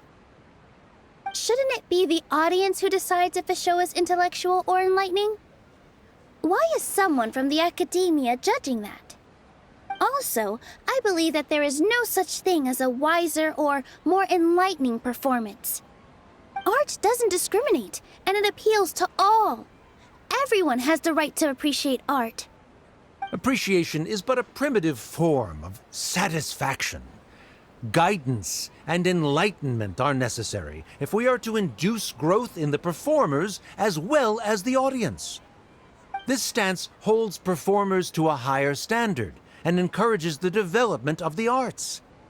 If all performances are simple-minded, require little effort to comprehend, and lack any impetus for the betterment of society, then the people will not be able to develop a greater level of artistic understanding. Nurturing the populace's understanding requires a long and arduous process, and guiding this process is the Akademiya's true goal. He changed the topic without batting an eye. Good thing I'm prepared. If I remember correctly, what I should say here is... No. Can't... No. Can't do that. No. Someone at our theater has tried that before. He was a famed artist, but he recognized that very few people could connect with his works. I agree that art should be enlightening, but we can't pursue that goal by creating complicated works. If a work can't tap into an audience's personal experiences or feelings, then its contents may as well be a castle in the sky. What's the point of performing a show that its audience can't even follow? That would only be forcing people to watch something they don't like. You can only reach that conclusion from a place of ignorance. In that case, before passing judgment, you should first become a better dancer than me. You tell them, Nilou. Looks like he's backed himself into a corner. As the party holding the burden of proof, Sharif has failed to provide sufficient support for his judgment of the quality of Zubair Theater's programs. Likewise, the definition that Nilou put forth is but her personal opinion. Neither party is the victor for this particular point of contention. Additionally, I must request that both parties exercise greater control on their emotions. Keep it up, Nilou! You're doing great! In that case, I shall speak of more concrete matters. The essence of this issue is that you have violated the law, so you must now pay the price for your transgression. This course of action is also completely procedurally sound. We have already contacted Zubair Theater multiple times regarding the theater's repertoire. However, you have consciously ignored our warnings, or perhaps your compliance was purely superficial. Regardless, that failure has indirectly led to the present day's proceedings. That is indeed so, according to the laws decreed by the Akademiya. He started talking about procedural stuff, so I need to focus on...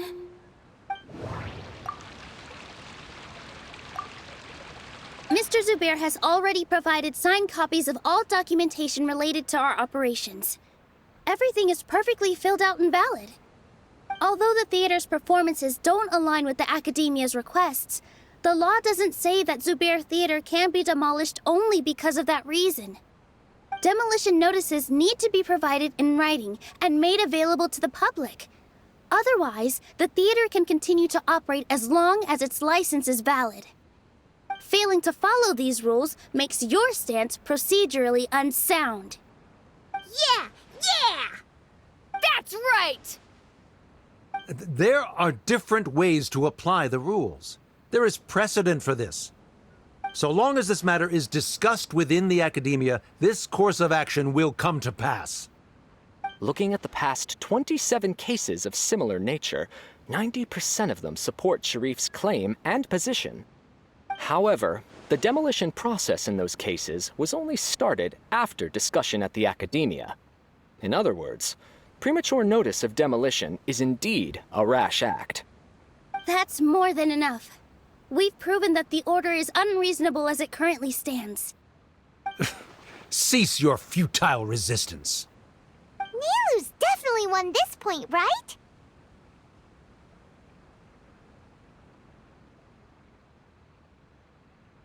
You're right. Stay focused, Nilou. Even if permission for demolition has yet to be obtained, it is a fact that your performances violated the Akademiya's policies on numerous occasions.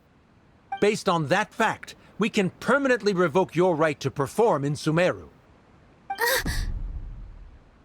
Under the current system, it is indeed possible to immediately revoke Zubair Theater's performing rights.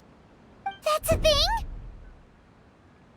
Rather than protecting Zubair Theater, I surmise that your true intention is to maintain your hold over your audience and their patronage as your source of income.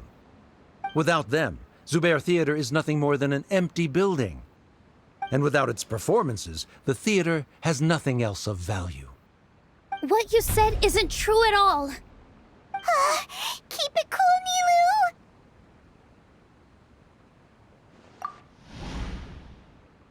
Right. I need to keep calm, but he... Just a little more.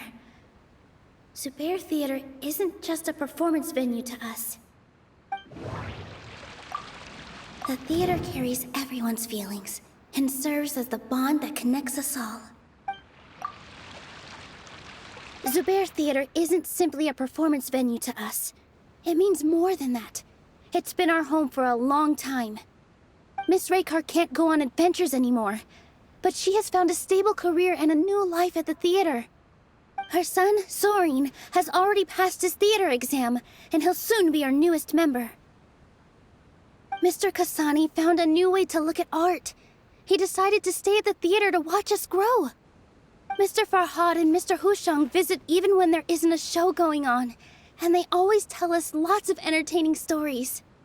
Even Inaya wants to stay with us, and she's starting to look forward to a new future. Zubair Theater exists for them, for every single one of us. Perhaps Zubair Theater has provided you with a multitude of positive emotions and experiences. However, you have misconstrued something, young miss. The interpersonal relationships you speak of were established upon normal theater operations. Sheikh Zubair operates the theater for his livelihood. His employees work for their wages, and the audience comes to enjoy performances. Relationships are merely a byproduct in this exchange of interests. They may be pleasant and captivating, but they can only ever be secondary. When scholars collaborate to solve difficult problems, we freely share our knowledge and resources with one another as if we were all kin. However, this collaboration ends after the results of our work are published. The reason is simple. We are scholars, and there are new projects that await our attention. He really doesn't think much of relationships. Paimon also thinks he did a lot of prep. He's been solid as a rock. Sharif's argument is currently the more persuasive of the two for this point of contention. The continuance of the interpersonal relationships Nilou spoke of remains hypothetical before the theater's demolition, whereas the situation that Sharif described has been well documented at the Akademiya. The Akademiya has made significant academic contributions, in no small part due to its researchers' efficiency and ability to compartmentalize. Oh no! What should we do? Things are going in the opposite direction! A setup? So Nilou's got him? Good. He said what he said. The next argument could decide this debate. But is this really the best thing to do? It might be too cruel to Inaya.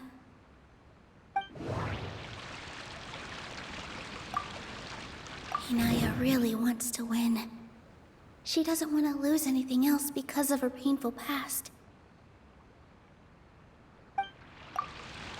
She already agreed to this. She wants to win, no matter what. Me too. Mr. Sharif believes that interpersonal relationships are a byproduct of working towards a goal. Once that goal is achieved or abandoned, those relationships would have no more reason to continue. Then, if someone has failed to live up to his expectations... If someone has failed to live up to your expectations and ran away from home, then she shouldn't be your daughter anymore. Right? Inaya... Sorry, Nilou. As expected, I should be the one to say it. You don't need to shoulder this responsibility for me.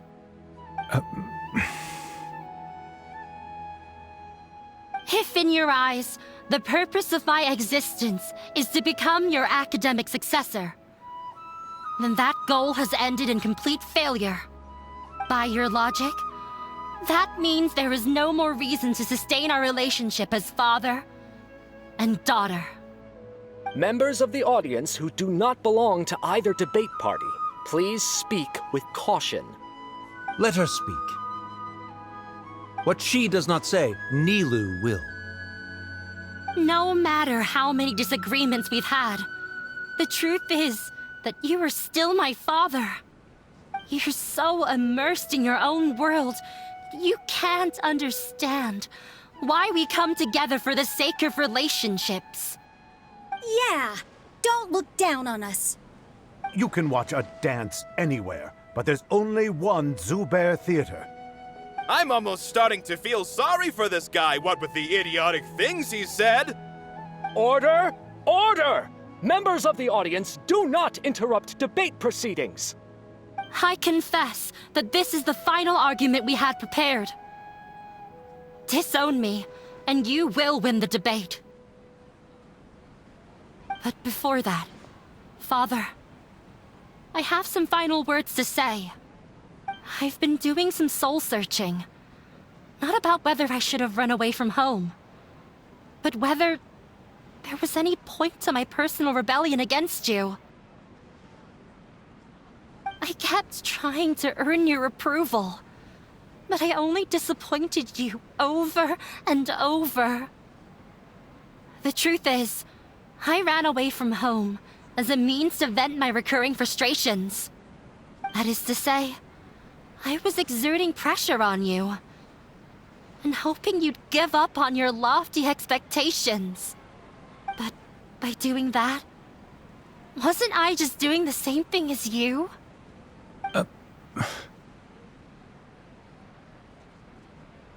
I won't force my expectations upon you anymore. At Zubair Theater, I have found the life I've always wanted. I will move on from my family troubles and strive towards my new goal. But if you dare to harm this place, then I will stand with my friends here and fight against you. This is not the time to space out, Sharif. The debate is still underway. You already consider them to be your friends. You should be asking us that question. Of course we are! Miss Inaya is a really good friend. It was a bit of a process, but we won her over. Make no mistake. All those who come to Zubair Theater become one of us. We will always be with her. Such puerile simplicity. However,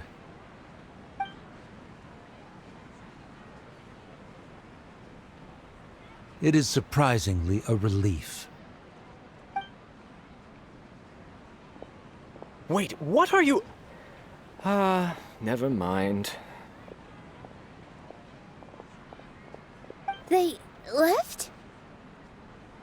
Does that mean we've won?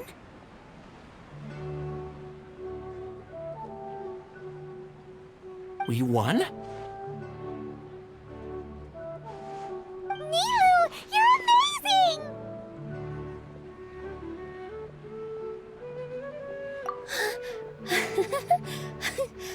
I relaxed for a moment and I feel a little faint. It looks like he still has a place for her in his heart. Terrific work, Nilou and Anaya. They likely won't cause any more trouble for us. Didn't know you could get so fierce. I have a lot of newfound respect for you two. This really took a lot out of me, though. I don't ever want to do this again. Both Miss Nilou and Miss Inaya were so cool! Should we throw a second round of celebrations?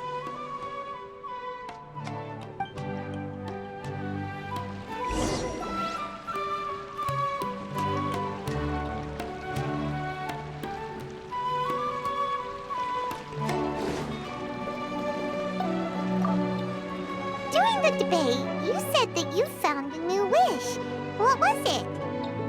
I actually want to learn how to dance from Nilou. That's a great wish. But with your shyness, are you really going to be okay going up on stage? I'll try my best. Nilou wasn't born an expert either.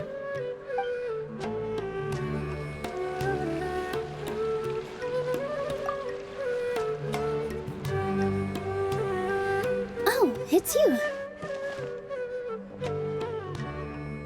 Yes, I feel a lot better. The more I think back on everything, the more surreal it all feels.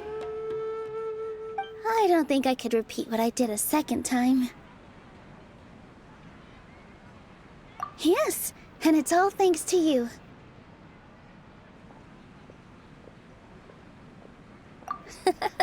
I see. You mean how fate brought me to the theater, right? Then I'll have to tell you about my teacher who Mr. Zubair had mentioned. Mr. Zubair opened his theater when I was still a child. There was a beautiful dancer, and from the moment I saw her, I couldn't look away. I thought to myself, the gods must have blessed her with such talent.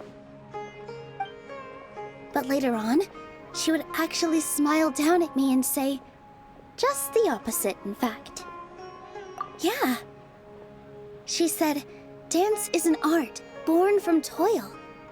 It isn't a gift from the gods, but a creation by our own hands.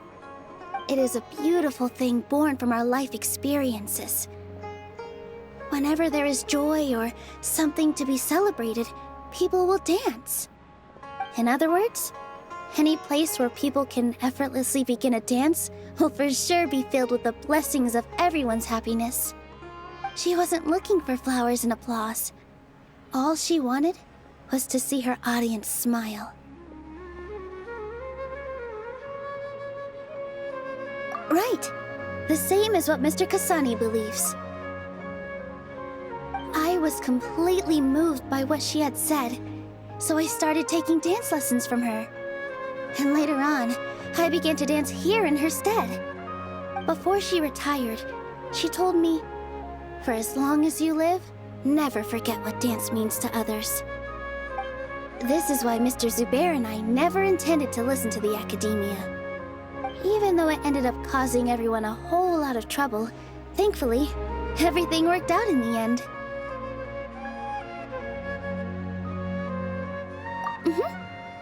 Although, I do have a small regret.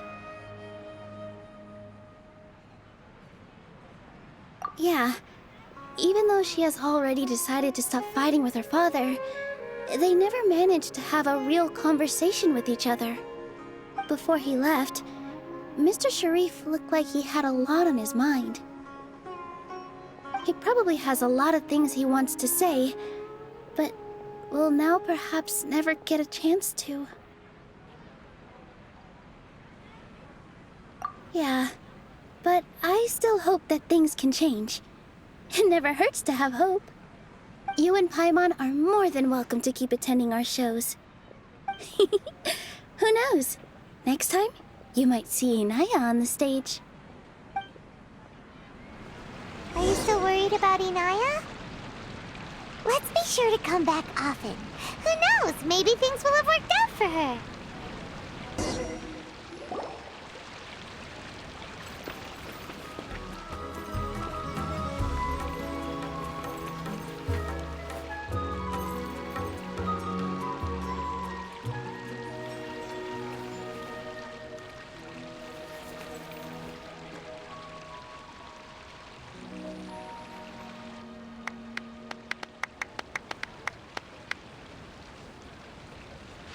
Everyone, I'd like to introduce you to our newest member, Inaya. Hello, everyone. She'll be dancing for us from now on, so please give her your support.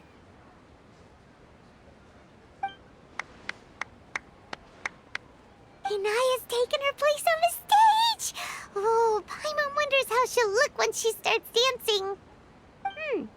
When you stop and think about it, happy endings like this sure aren't easy to come by. Nilou's efforts, everyone's wisdom, Inaya's determination? Huh? What do you mean by that?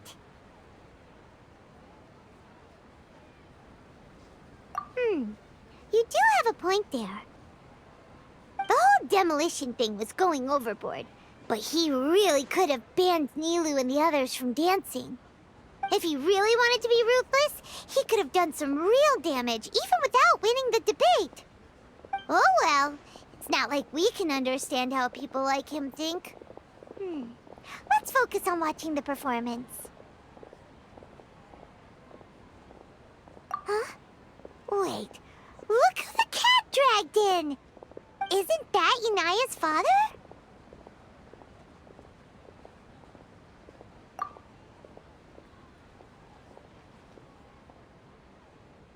Oh, it's you two. I don't have much to do today, so I just came to look around this place. Are you looking for Inaya? No, I am simply here to watch a performance. There is no need to trouble her. Well, I was for a time. My loss at the debate caused quite the loss of face for the Akademiya, so there was a period of unrest. I used this opportunity to suggest that my superiors temporarily suspend me from duty. Otherwise, the rumors would probably persist for even longer. Suspended from duty? Yes, I am temporarily unemployed. However, I now have an abundance of time, so I can afford to come here and watch a show. I admit that I do not understand the magic that this theater possesses, but my curiosity has been piqued. I still cannot forget that young lady's perseverance. Inaya would almost certainly mature in the presence of such a person. There are no parents who do not worry about their children. I suppose she managed to hit a weak spot of mine. Never mind. I do not have the right to say that. You're already here, so you might as well go see her. No, that is not necessary. I will take my leave after the show concludes. Do not tell her that I was here. Come on. Who knows if you'll get a chance like this again? But... Huh? You said you were going to make peace with your past. Show your father how much you've grown. Don't be nervous. Everyone at Zubair Theater has your back.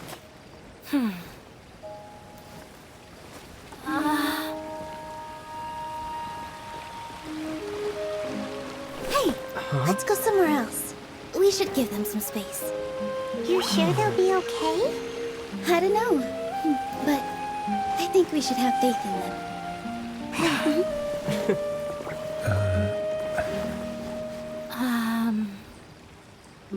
Yes, Inaya. I have something for you. I'm still learning. It's hardly a masterpiece, but it's yours, if you'll take it.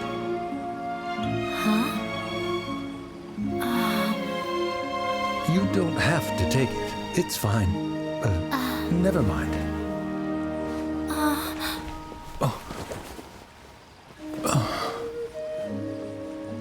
Let's have a heart-to-heart, Father. Like father, like daughter. They're both so awkward with their feelings. Yeah, she probably would have snuck away as well if I didn't drag her back. Do you think they'll be able to reconcile? I'm not sure. A complete reconciliation may also not be the best thing for them right now. All those years of arguments and misunderstandings can't be settled overnight. It might be best if they continue to keep some distance for now. But no matter where their hearts and bodies may be, they will always be family. All I wish for them is to be able to one day tap into the warmth of that bond. Oh, by the way, everyone's really thankful to you for helping out with the debate. So, we made you a little something. Hope you'll like it.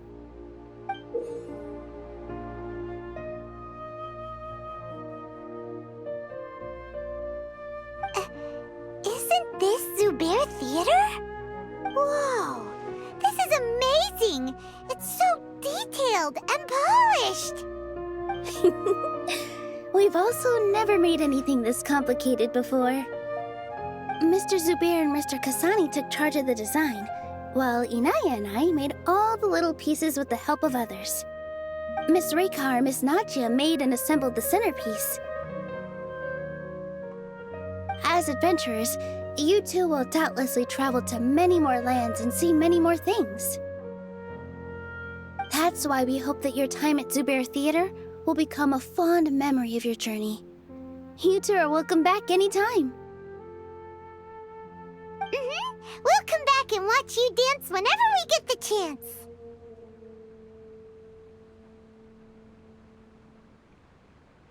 You're welcome. And there's no need to be so polite. You learned fast. Come on, take it. This is the story of you and me. It's a tale that I'll never, ever forget.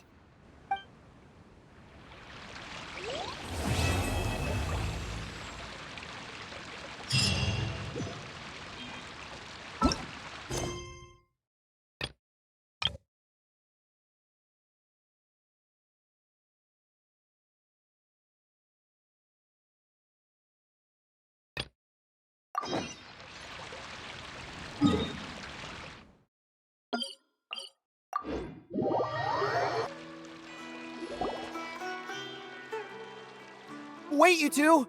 Just a moment, please! You're the Traveler in Paimon, right? I thought you two looked familiar. People have been talking all about you. It's a pleasure to meet you. Do you have a moment? There's something I'd like to discuss with you. My name is Nabil. I'm a Matra in the Akademiya. You're friends with Sino, right? I've heard him mention you before. Currently, Sino is out investigating a case involving smuggled canned knowledge. It's been days since we've last heard from him. Oh no. Do you think he's in trouble? Well, to be completely honest, it's pretty hard to imagine anything that could pose a threat to Sino. But since we haven't heard from him, we're starting to suspect that the case might be more complicated than we had originally thought. Word has it that you two are brave, smart, and extremely capable adventurers. Do you think you could lend us a hand and help investigate the smuggling? Alright, since you asked so nicely, we'll help. Large amounts of canned knowledge from unknown origins have been appearing on the market recently. Sino suspected that there's a secret route being used to move the capsules. According to some research, using large amounts of canned knowledge could lead to some serious consequences, and unfortunately, most people have yet to realize that. Rumors also have it that some particularly dangerous canned knowledge has made its way into the market. Regardless of whether the rumors are true or not, this case calls for urgent action. Last we heard from Sino, he was investigating somewhere outside Sumeru City. It seems that he had found some leads at the time, but we haven't heard from him since. Sounds like we better go look for him. Come on!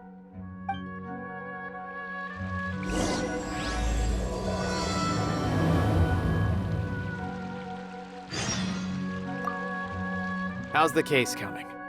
Any progress?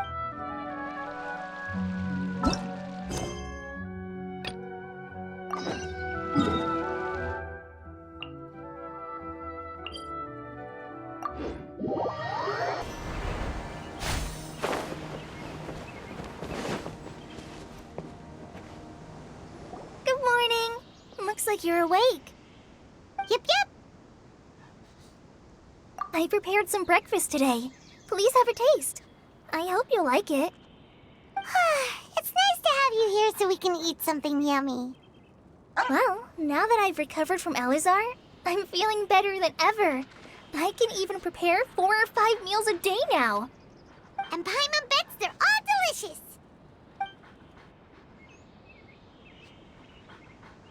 Oh, by the way, someone brought a letter for you after you went to sleep last night. Nope, Paimon wanted to read the letter with you after you woke up, so Paimon didn't open it. Alright, let's read it now. Oh, it's from Nilou. Ahem. We're going to hold a feast at the Grand Bazaar and celebrate Sino's reinstatement as the General Mahamatra. As heroes of Sumeru, please be sure to attend. I'll wait for you. The date of the banquet is written on the back. It's in 2 days. Oh, I've also heard that you've become heroes here as well. That's amazing. Some Sometimes I'm really envious of strong and confident people like you. Oh, you're embarrassing me. Anyway, let's go to the Grand Bazaar to have a look. Oh, before you leave, be sure to inform Master Tainari.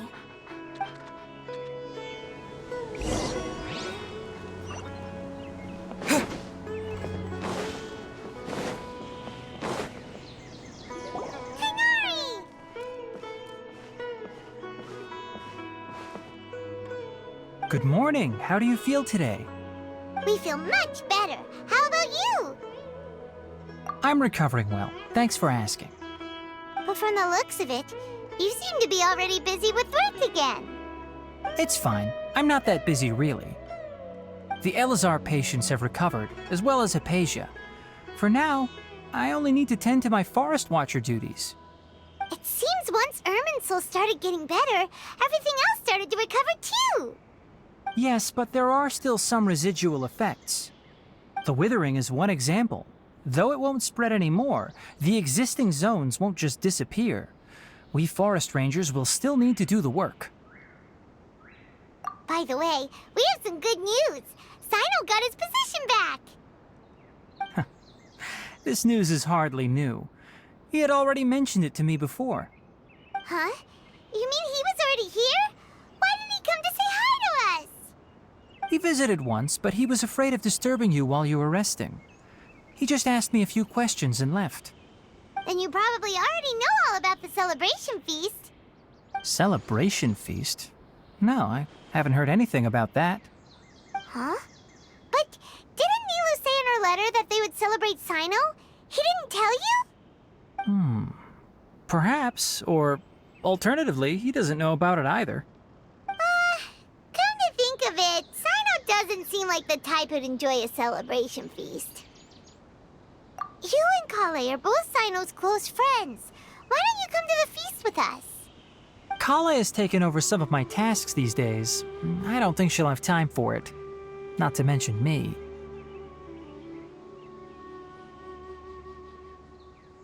You see, some VIPs have come to the forest recently. Huh? VIPs? Very important Paimons? Well, technically speaking, they are former VIPs. The sages involved in recent incidents have begun their training in the Avidya forest, and the people they had previously imprisoned have all been released. Huh? Yes, he's a little weak, but he isn't injured and his condition is stable. Lesser Lord Kusanali, in her boundless mercy, has decided to spare Azar and the other wrongdoers. Supposedly, they were ashamed of their shallow ideologies and have decided to dedicate the rest of their lives to cultivating wisdom in the Avidya forest.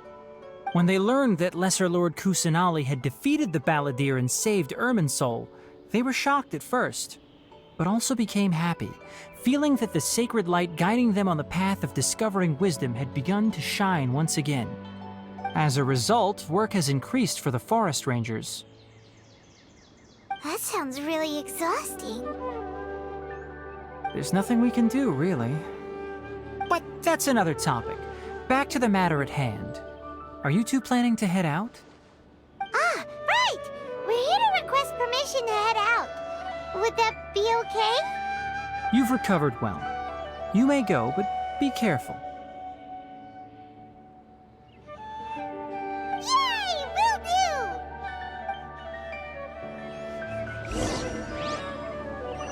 Is there anything else you'd like to ask about? Ah, yes. Thanks for remembering her. She continued her training in the forest after she recovered. As a scholar, she never slacks off. A lot has happened lately.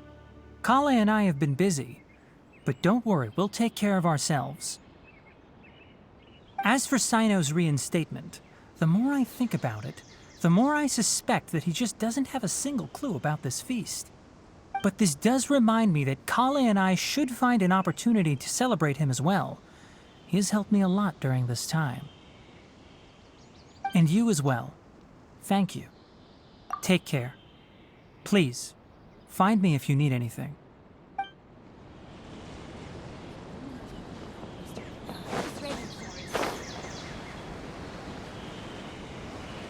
Everything has been getting better lately. and my mood has been improving as well. You can come find me anytime if you need anything. You're welcome. I was just doing my duty. Remember to talk to Master Tighnari before you leave.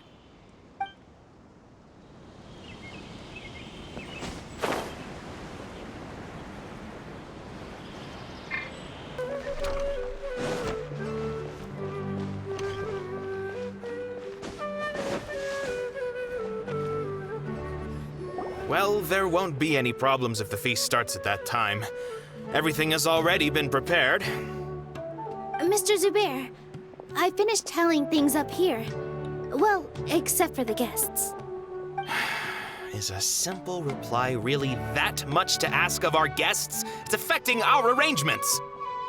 Oh, it'll be fine. Besides, it never hurts to get things ready in advance. I was thinking the same thing. The feast will be held sooner or later, right? Hey, Nilou! Traveler, Paimon! We got your letters, so here we are!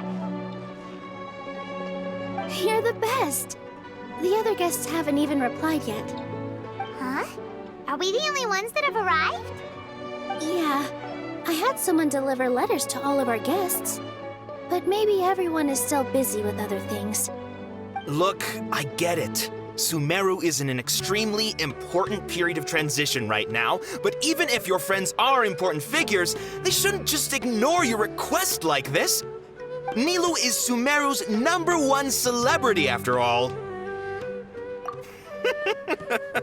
You have no idea how happy I am to talk to people with good taste.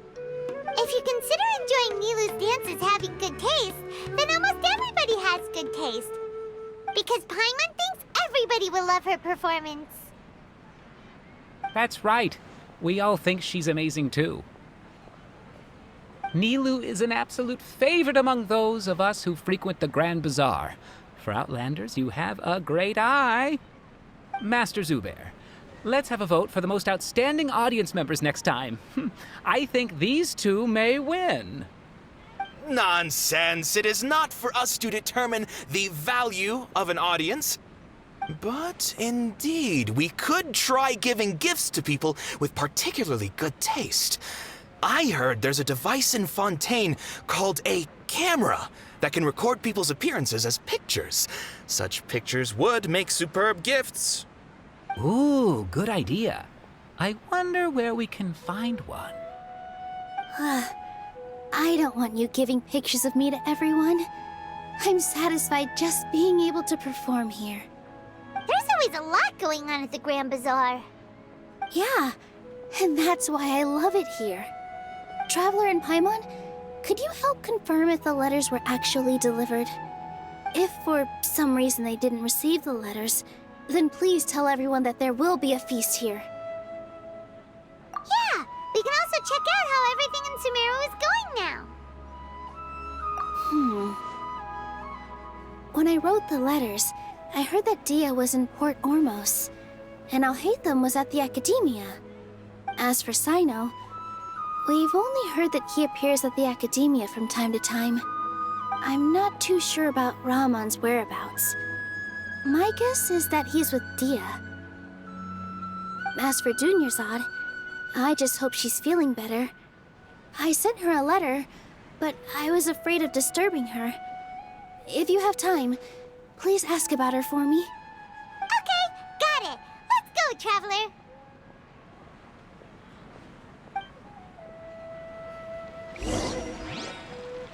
I'll go to the Adventurers Guild later and ask Ms. Catherine if she knows how to get one of those cameras. Yes, please do. I'm sure the audience would be thrilled at the chance of receiving commemorative gifts. It could be our special surprise that we prepare for everyone. I think it's an amazing idea. Who knows? If we take more pictures, they might even become the signature souvenir of the Grand Bazaar. And Nilou will become even more famous. Ha! It won't be long till people are fighting for front row at your performances. I've heard that this camera is not just something anyone can use as they please. It must be aimed properly, and subjects should pose for the best results. Oh, should we get ready then? Perhaps we should wear something a little more appropriate. No. I think we look absolutely fine. If anything, when we pose for this, clever invention, we should just be ourselves, You really think so?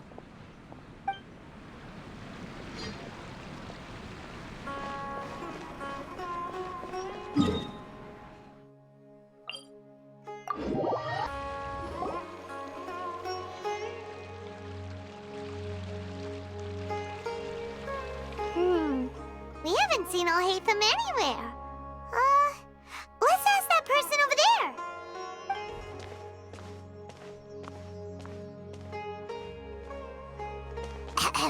Hey there, have you seen Alhaitham around? Yes, it seems Scribe Alhaitham has gone to the House of Dana. You should be able to find him there. But you're already the second group of people I've seen looking for him today. He must be quite the busy man. Oh? Who else was looking for him? Mr. Cave was just here asking about him. You wouldn't believe how terrible their relationship is. And now you two are here. Don't tell me everyone's here looking for gossip about the sages. No way! We're strictly here on business. Ah, I see. Sorry, I thought maybe everyone's as interested in rumors about the sages as I am.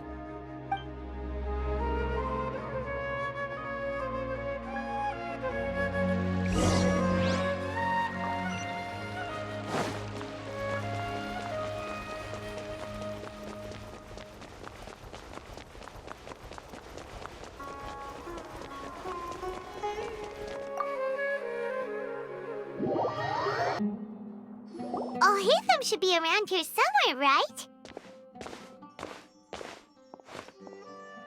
Oh, he's over there! But it looks like he might not have time for us. Just put down that worthless book and tell me what happened in the Akademiya. This is not just some worthless book.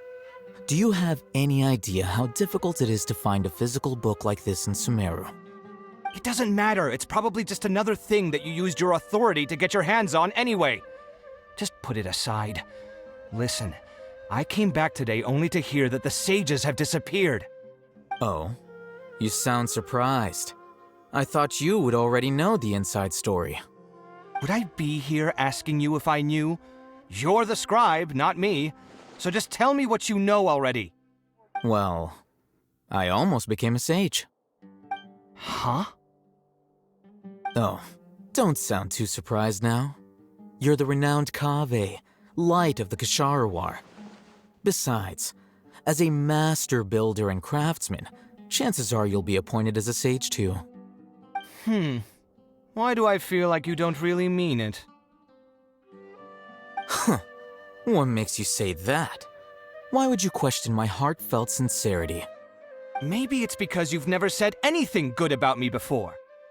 Yeah, well, I share a similar sentiment, and anyone who knows you as well as I do would surely do the same. Oh, you... See? This is why I hate discussing anything with you. Your ridiculous and arrogant attitude always gets in the way. It seems that you really can't stand my personality. Ha! What was your first clue? Well, then you might as well move out of my house. Are you threatening me? Stooping to a new low, I see. Ugh, and don't change the subject. You, a sage? What a joke. The Akademiya might as well just close tomorrow. Are they having a fight? Forget what's going on with the Akademiya. Haven't you been busy with your construction project? Tell me, when are you going to build yourself a mansion? Don't get me started. I get angry just thinking about it. So, what great building did our master architect work on this time? Like I need to tell you. Keep your nose out of my business. No, I think we deserve to know. Where were you when Sumeru needed you most? I was in the desert for a large project, but considering Haravatat's utter ignorance of architectural and aesthetic matters, you probably wouldn't understand. Which is truly unfortunate. I can only pity the man who doesn't understand the first thing about beauty and romance. Unlike a true... hold on, wait a second. What do you mean by when Sumeru needed me most? Well, while you were out fiddling around in the desert, many people came together to save Sumeru from a crisis. Ha! And you think I'd believe that? Look, all you really need to know is that Azar and all his accomplices have all been overthrown. Huh? What nonsense are you talking about? It's no skin off my nose if you don't believe me. It's not like my Darshan was the one trying to apply for funding from the Grand Sage. Yours, though, on the other hand... You know what? I'll ask around. I'm sure someone knows what's going on here.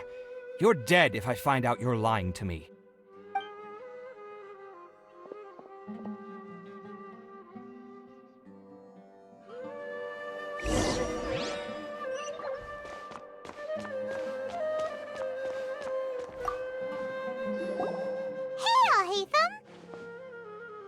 Oh, it's you two. What's the matter? We're running some errands for Nilou. Have you received her letter? Letter? Nilou said she sent out a letter inviting everyone to a celebration feast in 2 days at the Grand Bazaar. We'll also be celebrating Zaino's reinstatement as General Mahamatra. If she addressed the letter to all Hatham of the Akademiya, then the letter should have gone to my office. I've been busy these days, so I haven't had time to check for any new mail at my office. I only now have some free time to attend to personal matters. Have you always been so busy with your work? Of course not. I'm only busy these days because several sages have been dismissed recently and the whole Akademiya was practically turned upside down. Kainari told us they all went to train in the Avidia Forest. Apparently they will spend the rest of their lives there. That is already the best possible ending for the likes of them. 4 of the 6 great sages were possessed by their desire for power and attempted to create a new god. In order to pull it off, they even imprisoned the other 2 rational sages. To imagine such things could take place in the Akademiya. I don't know where to begin. Yeah, you're right. Huh. Feels kind of strange to hear them called that after all this time. But then again, the 6 great schools sounded pretty impressive too. Yes, at least that's how they're supposed to sound. It's said that when the Akademiya was first founded, the Dendro Archon herself established the 6 great schools, each representing one of the 6 different types of wisdom. Numerous Darshans have sprung up and faded. Only the 6 Darshans attaching themselves to the 6 great schools have stood the test of time and obtained permanent seats in the Akademiya. Now, the 6 Darshans are nearly synonymous with the 6 great schools, and the leaders selected for the schools are the 6 great sages. Among the 6 great sages, there is one central leader, the Grand Sage. Unfortunately, only the sages from Vahumana and Amorta remain now. They were imprisoned for opposing Azar and were only rescued after Azar's downfall. So who's managing things in the other 4 schools now? Do they need to find someone new? Yes. Normally, new sages are selected based on a strict set of criteria. Oh, didn't you just say something about becoming a sage? If they pick you, then we'd have a huge connection in Sumeru. Yes, about that. You didn't let me finish my sentence. The person in charge of personnel affairs nominated me to be the Grand Sage in place of Azar and help Lesser Lord Kusanali manage the Akademiya. But I refused. Huh? But why? Ugh, can't you be a little more ambitious? I'm not even interested in being one of the 6 great sages. Like I said before, I don't like being a leader. Oh, all right. So are you busy these days trying to find others to take the job? That's not my job either. I'm only responsible for handling important affairs within the Akademiya before the new sages take office. And the first thing I'll do is reject Kasharawar's application for funding. By the way, who was that other person just now. Is he your friend? Do we look like friends? Paimon doesn't know. That's why Paimon's asking. His name is Kaveh, my roommate. You could say he's the representative for Ksharawar scholars. Which is exactly why he always has so many problems. So everything that's happened recently must be a huge change for the people of Sumeru. Such is the work of the Akademiya scribe. Well, anyway, no matter how busy you are, since you are our planner, remember to attend the celebration feast in 2 days. Alright, I'll see you there.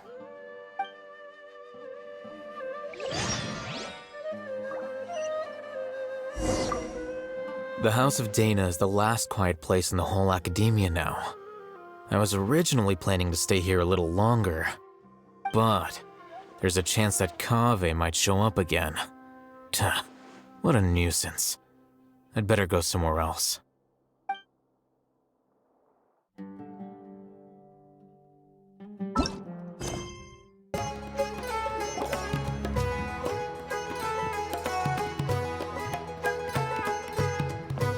This is Port Ormos.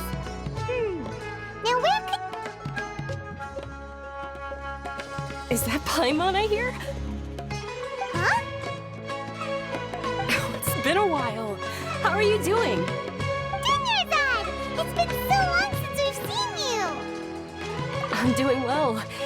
I can go as far as saying I have never been happier in my entire life. I don't know if you've heard, but Elazar has completely disappeared, and all the patients have recovered. You kidding? Knowing them and the connections they've got, I'm sure they've heard about it. Yeah! That's right. My lady is feeling better now, so I'm accompanying her for a walk. Why do you still call me that, Dia? You've already informed my father of your resignation. I guess I'm just used to calling you my lady. Old habits die hard. Resignation? You mean you're quitting? Yeah, I might start losing my edge if I keep being a bodyguard for the Homayanis. You know that my parents and I are fond of you, and that we appreciate you very much. It wouldn't be a problem if you wish to continue to be our bodyguard. I'm not a woman that's easily persuaded. You should know that by now, my lady. When I took this job, I had already decided that I'd quit as soon as you'd recovered. It's time for me to get back out there and chase that horizon. So what are you gonna do now if you're not gonna be a bodyguard anymore? I want to take a risky job and put my body to the test again. Huh? But we literally just finished one of the most dangerous jobs ever! Are you getting bored already? I know. If I hadn't joined in that plan with you, I wouldn't have come up with this idea. I guess I still get fired up by that feeling of going all out in a fight. It made me realize that I'm still a mercenary through and through. Life is short, and I'm happy that I got to be a part of that operation. But the whole thing also made me realize that there are still many problems in Sumeru, and as a desert dweller, I'm still not completely ready to settle down on this side of the wall. Well, I remember a friend had someone bring you a message. You mean I'll hate them? I didn't expect him to still remember that. I thought he was joking. We just came from talking with Alhaitham at the Akademiya. Did he tell you that he suggested that I come work at the Akademiya? What? I heard that Azar and his cronies fell from power, and Alhaitham told me that now was a good time to find a job in the Akademiya, but only if I wanted to. Whoa. Paimon can't see you being anything other than a mercenary. Me neither. But I think Dia would look great dressed up as a scholar. Ugh, forget about it. I wouldn't last 10 seconds in there. Alhaitham probably just liked the way I worked and knew I'm good in a fight. So he suggested I find some work in the Akademiya. But you know, if you take him up on the offer, Sino might actually agree and let you become a Matra. Because you're super amazing! The Matra have all the talent they need as long as they have Sino. I prefer to be free to live however I choose. In fact, I chose this job from the very start because I knew it'd be right up my alley. Even if being a mercenary means facing all kinds of danger. A lion has to return to the wild sooner or later. If anything, being your bodyguard has been unfamiliar territory for me. I don't want to see you go, but I'll respect your decision. I'm glad to hear you say that. Come on, no need for the sad face. It's not like we'll never meet again. Once the whole Dendro Archon thing is settled, everything in Sumeru will take a turn for the better. That makes me happy too. But a peaceful society will probably mean less demand for mercenaries like me. Before long, we'll be a dying breed. So I'd better get to work while I still can. Huh? But wait a second! You make it sound like you're leaving now! Well, no, not yet at least. I promised my lady I'd stick around until next week. So, have you been in Port Ormos this entire time? We were wondering if you had received a letter from Nilou. Oh, did Nilou write to us? She heard that you were seen in Port Ormos, so she sent the letter here. Huh. It was probably sent to the inn that we're staying at. My lady has been very energetic lately, and keeps taking me on hikes, staying out even into the night. By the time we get back, the receptionist is usually off napping on the job. Right, and we tend to leave quite early in the morning, so the old man on duty is also usually dozing off. So what it really sounds like is that the person on duty is always asleep. I bet the letter's at the reception desk. I'll go check later. No wonder there wasn't a reply. You never received a letter. Good thing Nilou asked us to come and check on that. Sorry to make you two come all the way out here. It must be something important for Nilou to specifically write to us like that. Yes, she said they were preparing a victory feast in the Grand Bazaar, and will also be celebrating Sino's reinstatement as General Mahamatra. She was hoping you could come. Great! I'll be sure to attend. Count me in too. But is there some sort of dress code or anything for the feast? Can I just show up looking like this? Since it's being organized by Nilou, I don't think she'll be too picky about that. If anything, I think she wants to see us as our most natural selves. All right, then this is how I'll show up. The feast will be held in 2 days, so don't forget. Sure. Thank you so much for letting us know. We'll see you there. Oh, by the way, do you happen to know where Sino and Raman are? The General Mahamatra always comes and goes without a trace. Normally no one knows his whereabouts. Oh. But last time we met, he mentioned that he had something to do in Aru Village. You can try your luck there. As for Raman, your guess is as good as mine. I only remember he said that he had something to discuss with Sino. You can ask Sino when you meet him. Don't mention it. You'd better get going. All right, on to our next stop.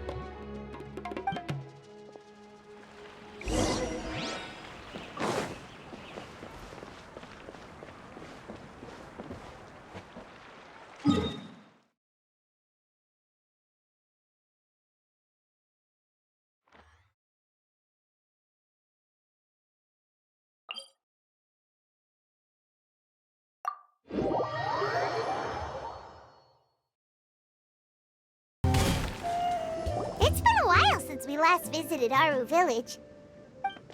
Ah, there's Sino!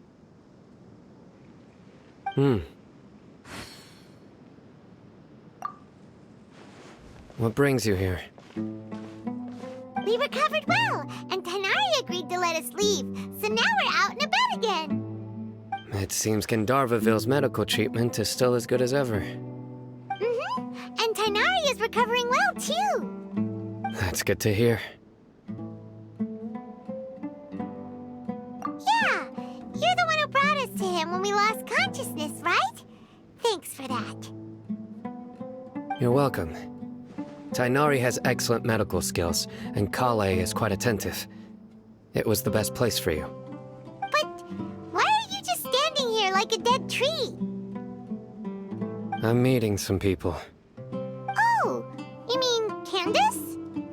I've already talked with Candace and the village chief. They're still at the usual place. You can go there if you'd like to see them. But you know one of the people I'm meeting as well. Oh, by King Deshret's blessing, my friend suddenly appears in the desert. Don't tell me you've run into trouble and need us to help now. Roman! And... huh? Sataria? Oh, you know me? Oh, well, you're pretty famous in the Akademiya. Don't worry, these are our friends. No need to be so guarded. I see. I'm doing well. Many good things have happened recently. Same here. Really, I feel that my whole life has started to shine after suddenly finding a new direction. Oh, tell us everything. Yeah, you go ahead. Alright, well, I suppose I should start by saying... I've decided to leave the Akademiya. What? It's not that I've given up on being a scholar. Instead, you could say I've found a new identity. I will no longer pursue research like a typical scholar, but I have not completely given up on my relationship to knowledge either. I can see what you're saying now. What do you mean? I plan to leave the Akademiya and return to teach here in the desert. Wow, so you want to become a teacher? Sataria will return to support education here and teach people from the desert. She can't teach everyone on her own, but there are many of us Eremites all over Sumeru. She came to discuss a collaboration with me and hoped that I could bring her ideas to the Eremites. Yes, it's my hope that the Eremites can help me select a group of smart people with the best aptitude for teaching. I'll teach them, and after they've finished learning from me, they can go educate more people. That is the true meaning of education and the spreading of knowledge. The people of King Deshret suffer from sandstorms, exile, and ignorance. Miss Sataria is more than welcome to come teach here.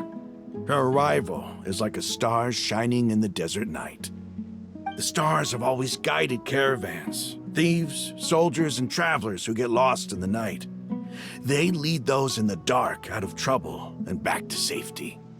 Oh, please. Where's all of this coming from? I'm starting to feel a little embarrassed. You deserve these compliments. Mercenaries are accustomed to danger and don't fear death, which is why we recognize extraordinary actions that common people would easily overlook. Sataria's idea will bring much good to many people. At first, I feared it was destined to fail. Everyone knows that the Akademiya doesn't allow scholars to teach in the desert without permission. As you know, all knowledge is under their surveillance and control, and very few desert dwellers are as lucky as me. But what I heard at that time has been haunting my heart, as if there were lightning bolts constantly bombarding my soul. Sataria, you tread a treacherous path, and the longer you ignore it, the tighter the Akademiya's grasp on you will become. Sataria, why haven't you gone home? Never forget that the desert that belongs to you lies elsewhere. Miss. These words sparked something in me, and I knew that I had to bring something back to my people after going home. I gathered up the courage to approach the Grand Sage, only to find that he was no longer at the Akademiya. Lord Sino told me that Azar didn't belong there anymore. Azar has received much-needed punishment. Though, if you ask me, it may have been too light. You probably have already heard. Lord Sino helped me obtain permission to leave the Akademiya for the desert, and accompanied me here to discuss collaboration with members of the Eremites. My plan was able to go smoothly thanks to him and Rahman. You're all doing so much for the desert.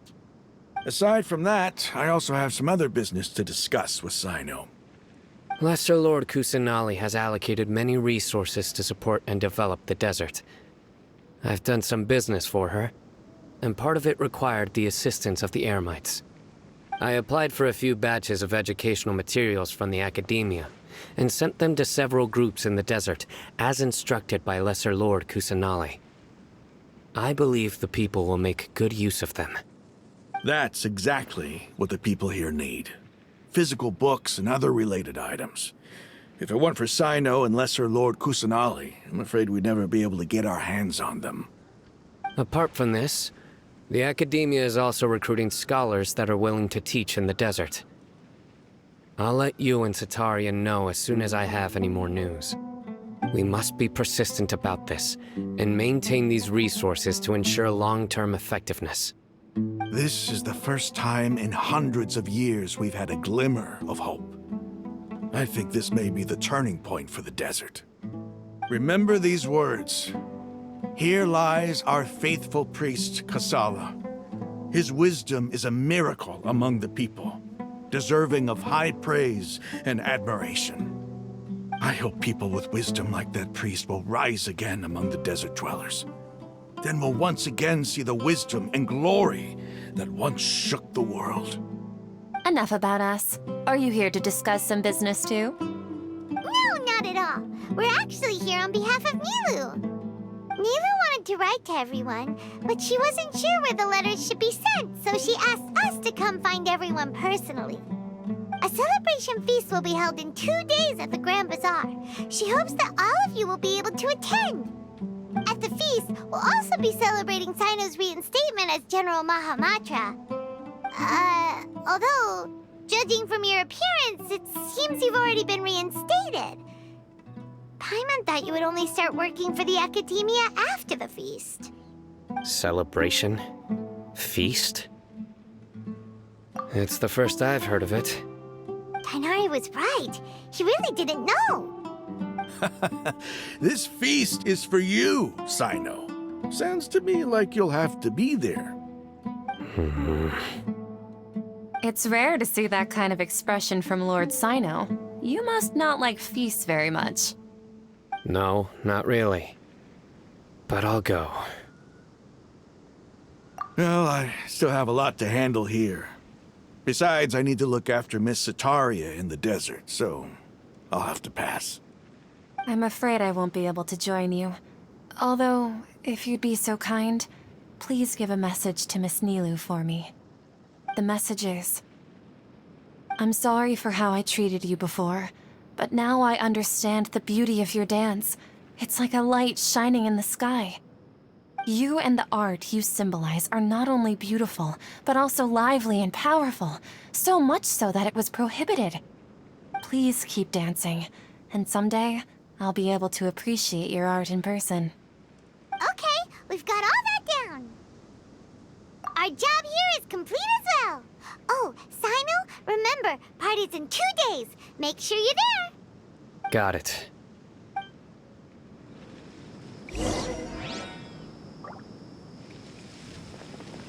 Anyway, our preparation has been going smoothly these days. Can such good things really be happening in the desert? It's almost hard to believe. Yes, even if you can't bring yourself to believe it, you should at least believe in those of us who are working hard to make it a reality. Indeed. Take it one step at a time.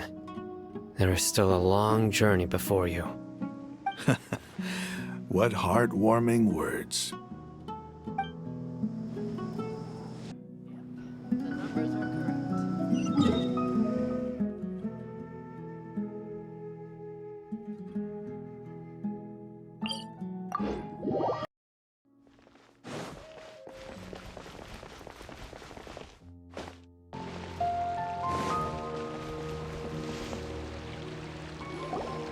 Everybody's already here. Looks like we're the last ones to arrive. I'm here. Ah, there you are. Well, look who finally decided to show up. You look like you came here immediately after finishing up some work. I'm very happy to see you here. But we're not late, are we? It's just that everyone else arrived ahead of time. I propose that the last one who arrived be put in charge of today's speeches. Nah, there won't be any speeches today. Oh, really? Well, even better. Come join us over here. Let's share some great food and drinks. and chat about all sorts of fun things. Everything looks quite good. Wow! Paimon can't wait! Traveler, just look at all the delicious food here!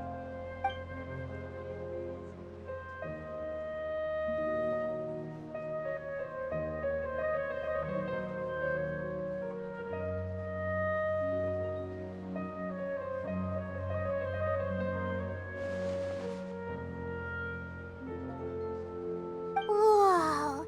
It's so delicious! Oh, this grilled meat tastes amazing! The food was specially prepared for you by everyone in the Grand Bazaar. And we have gifts that were sent by the residents of Sumeru City when they heard we were holding a feast. Everyone that came said that you saved Sumeru, and wanted me to thank you all on their behalf. Ah, feels kinda nice to be seen as a hero. I could get used to this. Being a bodyguard is also a hero's job. You've always been amazing, Dia. My lady sure has a way with words. Thanks. I'm glad to hear it. And I'm happy to meet everyone that participated in the great plan. Don't mention it. Come to think of it, we've really done something impressive together. It's unbelievable. We owe it to our abilities. And luck. Really? Why do I remember everybody thinking that luck was against us and feeling like we hardly had a chance of succeeding? That's how I remember it too. It's luck that brought us together, and it was luck that let us form a team. Then, it took even more luck for us to formulate a plan and implement it successfully. Moreover, judging from the results, everything worked out well. Yeah, everyone gave it their all when it mattered most. It was almost like a performance. We took the stage and put on our best show. Everyone played their part, and thanks to everyone's efforts, the performance was a great success. So, would you say we're good actors too? It's such a blessing that Lesser Lord Kusanali was able to return to power at the Akademiya. Yes! Even after being abandoned and neglected so many times, she's finally returned. Uh-huh. Lesser Lord Kusanali once used all her power in a great disaster, which resulted in her losing all her wisdom and memories of the past. The Akademiya basically abandoned her because of it. This should be something everybody should remember. Huh? You look surprised. I didn't say anything wrong, did I? No, everything you said is correct. That's good. Something wrong? Yeah, what's with that face? You knew all of this already. Even if those two giants of the Akademiya are here, I still have to say it. Those sages really have some nerve. 500 years ago, Lesser Lord Kusanali used all her power for the people of Sumeru, and what did they do in return?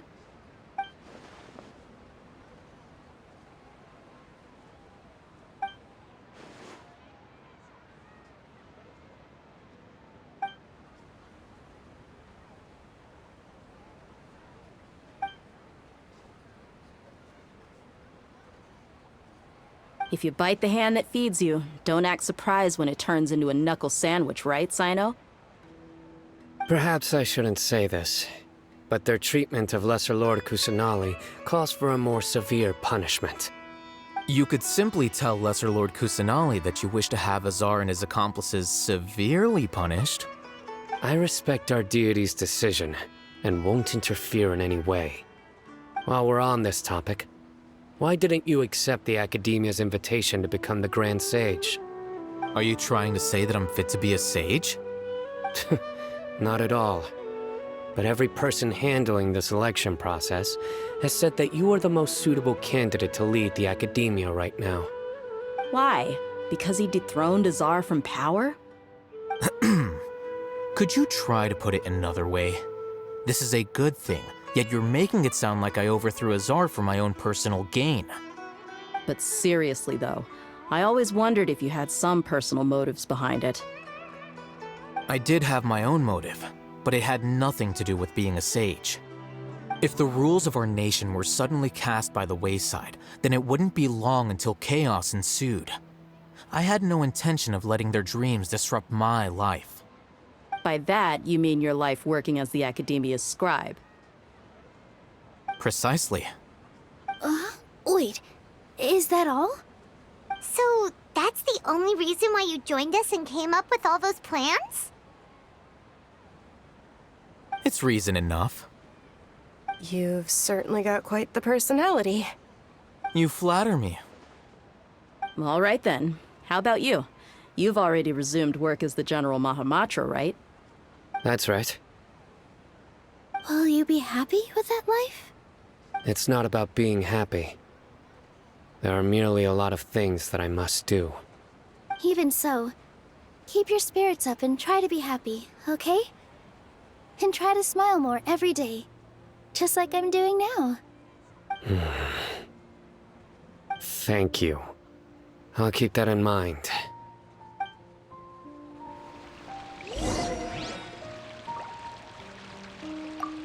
I seldom participate in such lively gatherings, but the atmosphere here is quite good.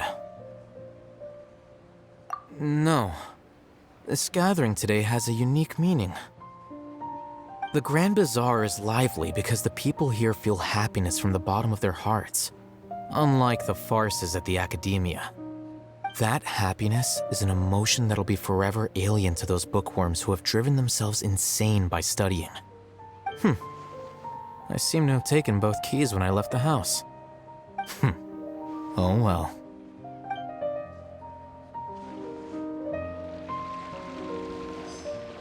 Ah, there you are, traveler. Well, how is it? Are you enjoying the feast today? If there's anything you're unhappy with, just let me know. I'll be sure to take note of it. That's good. It's the first time I've ever invited so many exceptional people to one place. I was a little nervous myself. You see, every guest here is quite extraordinary. It's unbelievable that we've got everyone together here. Almost like a fairy tale. Make sure you live it up tonight. I'll be happy as long as you're enjoying yourselves. I'm honored to have her think of me this way. If I have a chance in the future, I would really like to invite her to one of my performances. I can't explain why, but I just feel elated right now. Thank you.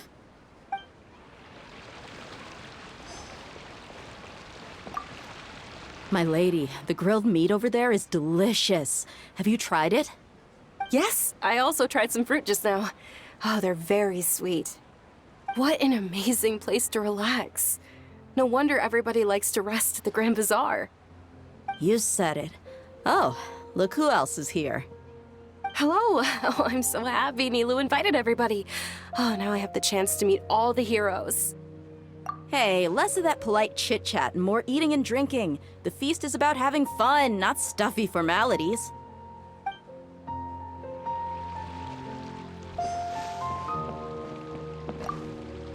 The atmosphere here is good, and everything is delicious. Yeah. I don't often come to such places, but it feels quite good. I have a lot to handle these days.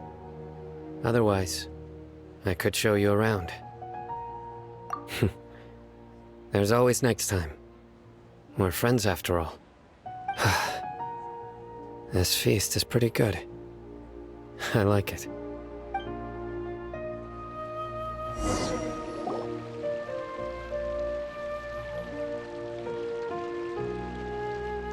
Hey, what's wrong? Your head is starting to droop.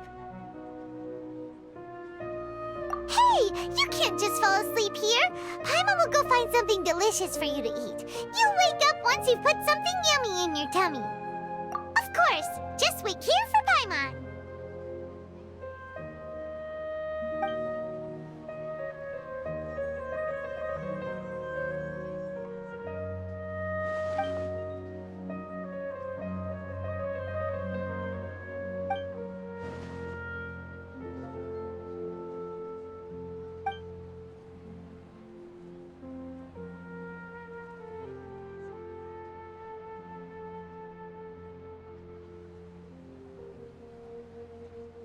It's me.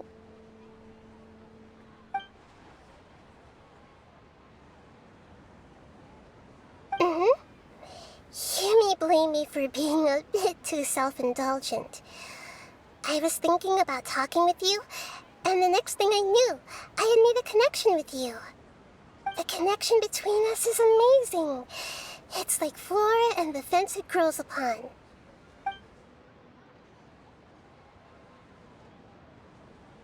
I heard there's an amazing celebration feast today at the Grand Bazaar.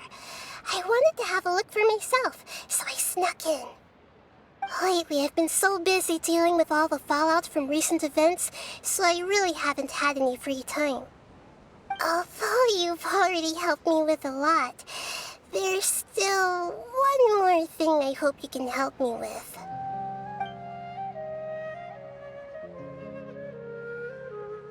Please say thank you to everyone for me.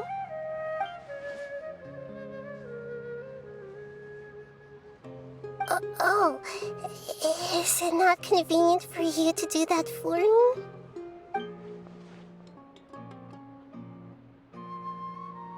But if I just show up all of a sudden, people will become all quiet and stiff, won't they? What if I end up scaring them and ruining this wonderful feast? That'd be the last thing I want.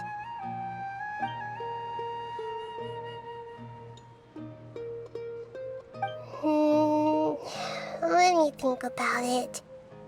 Okay.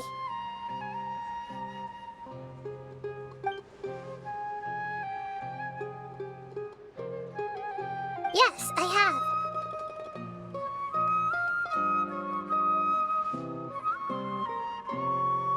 You said I should go thank everyone as myself, right? So... I've decided to borrow your body for the time being. Please don't blame me. The flora also climbs up to the fence to get closer to the sky.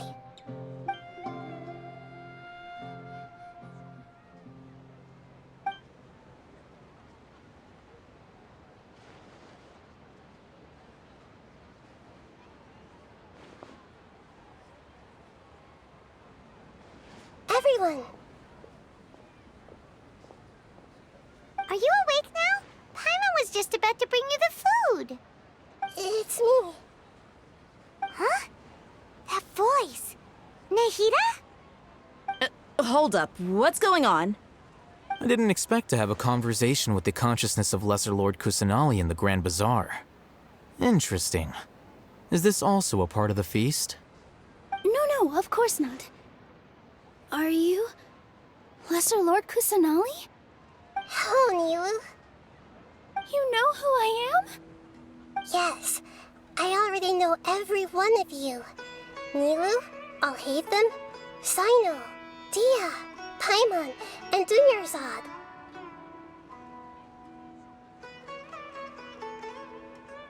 Lesser Lord Kusanali? I took the liberty of occupying the Traveler's body so that I could thank all of you in person. Thank you so much for rescuing me, even if that meant placing your own safety in peril and taking the risk of becoming enemies with the Akademiya, the sages, the doctor, the balladeer, and even the entirety of Sumeru. Without you, without any of you, I would have been in a much more difficult situation. Had you not helped me to resolve the crisis, not only I, but Sumeru and even the entirety of Teyvat would have suffered great misfortune. People refer to you as the heroes who managed to rescue a god. I'm quite fond of this name. It not only explains your identities, but also bears witness to your relationship with me. Please, allow me to present to you my most sincere gratitude. Lesser Lord Kusanali, you have done so much for Sumeru, and I didn't even have a chance to do anything for you. You don't have to do this. Dunyarzad, the suffering you endured during your illness is also proof of you being with me and praying for me. Thank you. You don't need to be so ceremonious. It's always been my duty to protect you. This is how the relationship between the Akademiya and Dendro Archon should be. We just did what was necessary and set things back on the right path. You're an Archon, but you act so humble. You really don't need to be so polite with us. I'm honored to have been able to take part in this plan. I hoped you liked the dance I dedicated to you. Thank you, all of you. Thank you so much.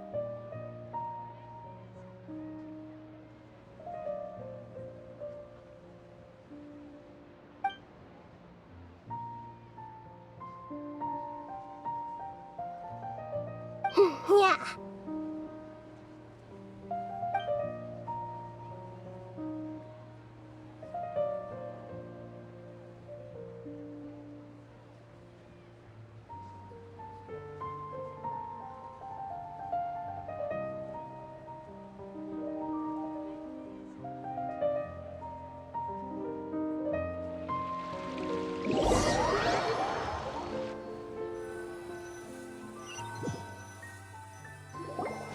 Are you awake? Did you rest well? After Nahida left, you ate a lot of food.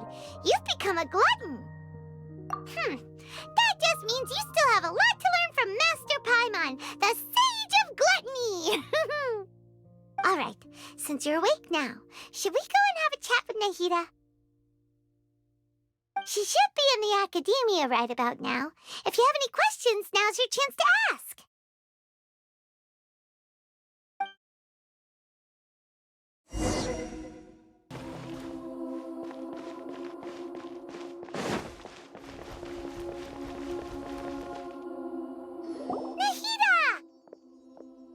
Hello, Traveler and Paimon. What a fantastic night. I'm still immersed in all the happiness and joy, like a candle floating on water. So are we, and that's why we're here to talk with you. Is there anything you want to know? After recent events, the Akasha can no longer function as it used to. I've given it some thought, and have decided to shut it down permanently. But this is definitely not a bad thing. Even from the beginning, I've been planning to shut it down. The Akasha's centralized administration of knowledge has always restrained people's curiosity and curtailed the number of paths available to them. I don't think this is good for Sumeru. Although people may initially feel a little uncomfortable with the loss of the Akasha, they will soon understand that this life is more suitable for them. And as for the future of Sumeru, I'm preparing to regain control of the Akademiya. The former sages have received their punishment, but the new sages have yet to be selected. I will oversee the process personally. I hope that the new 6 great sages will be more focused on academics. Sumeru needs such leaders more than ever. The other big issue is the people of King Deshret. All the residents of the desert, in fact. They have been mistreated for far too long. I've already taken some measures to address this. It will take some time to rebuild everything, but no matter if it's culture, friendship, or trust, we will rebuild it. You mean, what happened after the doctor put you to sleep? Not exactly. The top-ranked Fatui Harbingers, up to number 3, possess power comparable to that of gods. I was no match for him in that kind of situation. However, in spite of the bad situation, I still managed to make a fair deal with the doctor. I'm sure you remember the entity that changed your fate, the Heavenly Principles. In fact, the Heavenly Principles has been quiet since the Conria disaster 500 years ago. I used this point as leverage against the doctor. I told him that the Heavenly Principles may be awakened if I destroy the Gnosis. Although it's just a bluff, he still fell for it. I assumed that the Heavenly Principles wouldn't just stand by and let such extensive damage to its laws take place. And as for what I exchanged for the Gnosis, the exchange served as both punishment for the doctor as well as a boon of new knowledge that I couldn't refuse as the God of Wisdom.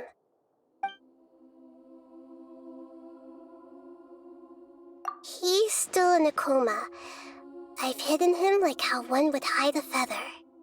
I know you have many misgivings about him, but as someone who had become a god, he has retained a number of very useful features. Don't worry, I'll keep an eye on him and make sure he doesn't do any evil. In addition, there are still some mysteries left in him. Some things may be very clear from my perspective, but he is still yet to understand them himself. His future will be determined by fate.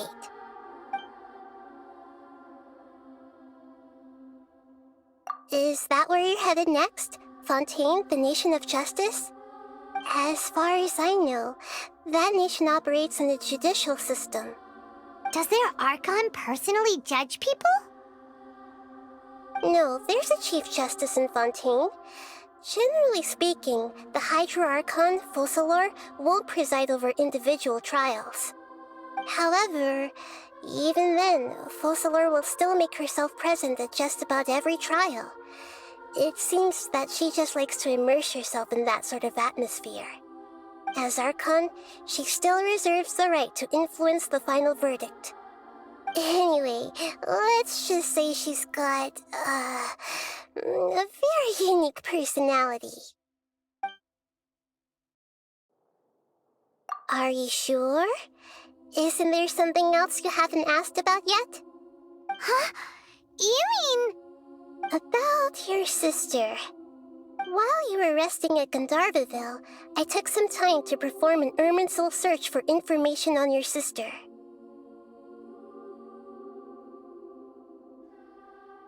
Yeah!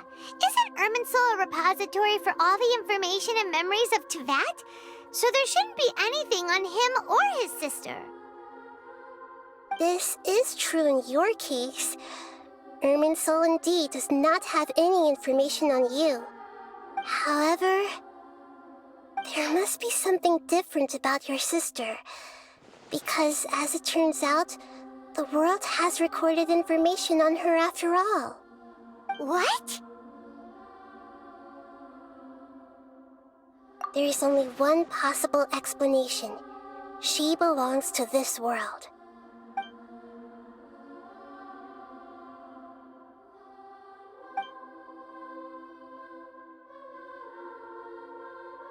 But nothing about this makes any sense! Wasn't this your first trip to Teyvat? According to the records I was able to access, your sibling suddenly appeared in Conria.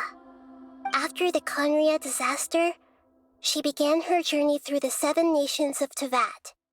But just as her journey was about to reach its conclusion, the Irminsul records on her suddenly become fuzzy. What do you mean, fuzzy? Did something happen to her? All I know for sure is that somebody, for reasons only they can know, is deliberately obfuscating her fate. And whoever it is, if they can do that, who knows what else they're capable of. But even that wouldn't explain how she somehow comes from this world. Something else I noticed was that according to these records, the Fatui have not classified your sibling as one of the Descenders. What's a Descender? Paimon's never heard of it. Look, I'm sure you must be curious about the information I received from the Fatui in return for my Gnosis, right? A very important part of the intel was about this world's Descenders. External beings, ones that don't belong to this world. Traveler, you are Teyvat's 4th Descender. Huh? So the Fatui count 3 other Descenders before the Traveler, and his sister isn't even one of them? That's right. My current hypothesis is that the first Descender was likely what we now call the Heavenly Principles. As for the other Descenders, I still need to verify their existence. It could take me some time. Paimon's head's about to burst from all this crazy new information. And yet, even knowing all this, I'm sure you must still have a lot of unanswered questions. I must say, I truly regret that I can't help you more as the God of Wisdom. There are many questions in my heart as well. I will need some time to go through each one of them. And soon, you'll also begin your journey anew and depart from Sumeru. I'm very interested in your future. It's a journey that can't be observed or recorded by this world. If fate is the ultimate knowledge, then your future will be the ultimate fate. I'm sure glad we got to meet you, Nahida. The pleasure is all mine. I can't thank you enough. Alright, that's enough talk for today. If you ever miss me, just close your eyes, and maybe I'll appear in your dreams.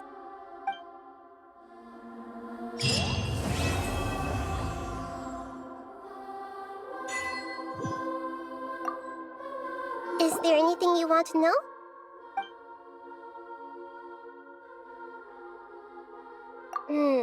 According to the records I was able to access, your sibling suddenly appeared in Conria. After the Conria disaster, she began her journey through the 7 nations of Teyvat. But just as her journey was about to reach its conclusion, the Irminsul records on her suddenly become fuzzy. What do you mean, fuzzy? Did something happen to her? All I know for sure is that somebody, for reasons only they can know, is deliberately obfuscating her fate. And whoever it is, if they can do that, who knows what else they're capable of. But even that wouldn't explain how she somehow comes from this world. Something else I noticed was that according to these records, the Fatui have not classified your sibling as one of the Descenders. What's a descender? Look, a very traveler. You. Huh? That's right. My current hypothesis, as for the other and yet, even though there are many questions in my heart as well. And soon, you'll also begin your journey. I'm very if fate is the I'm unsure. The pleasure is alright, that's an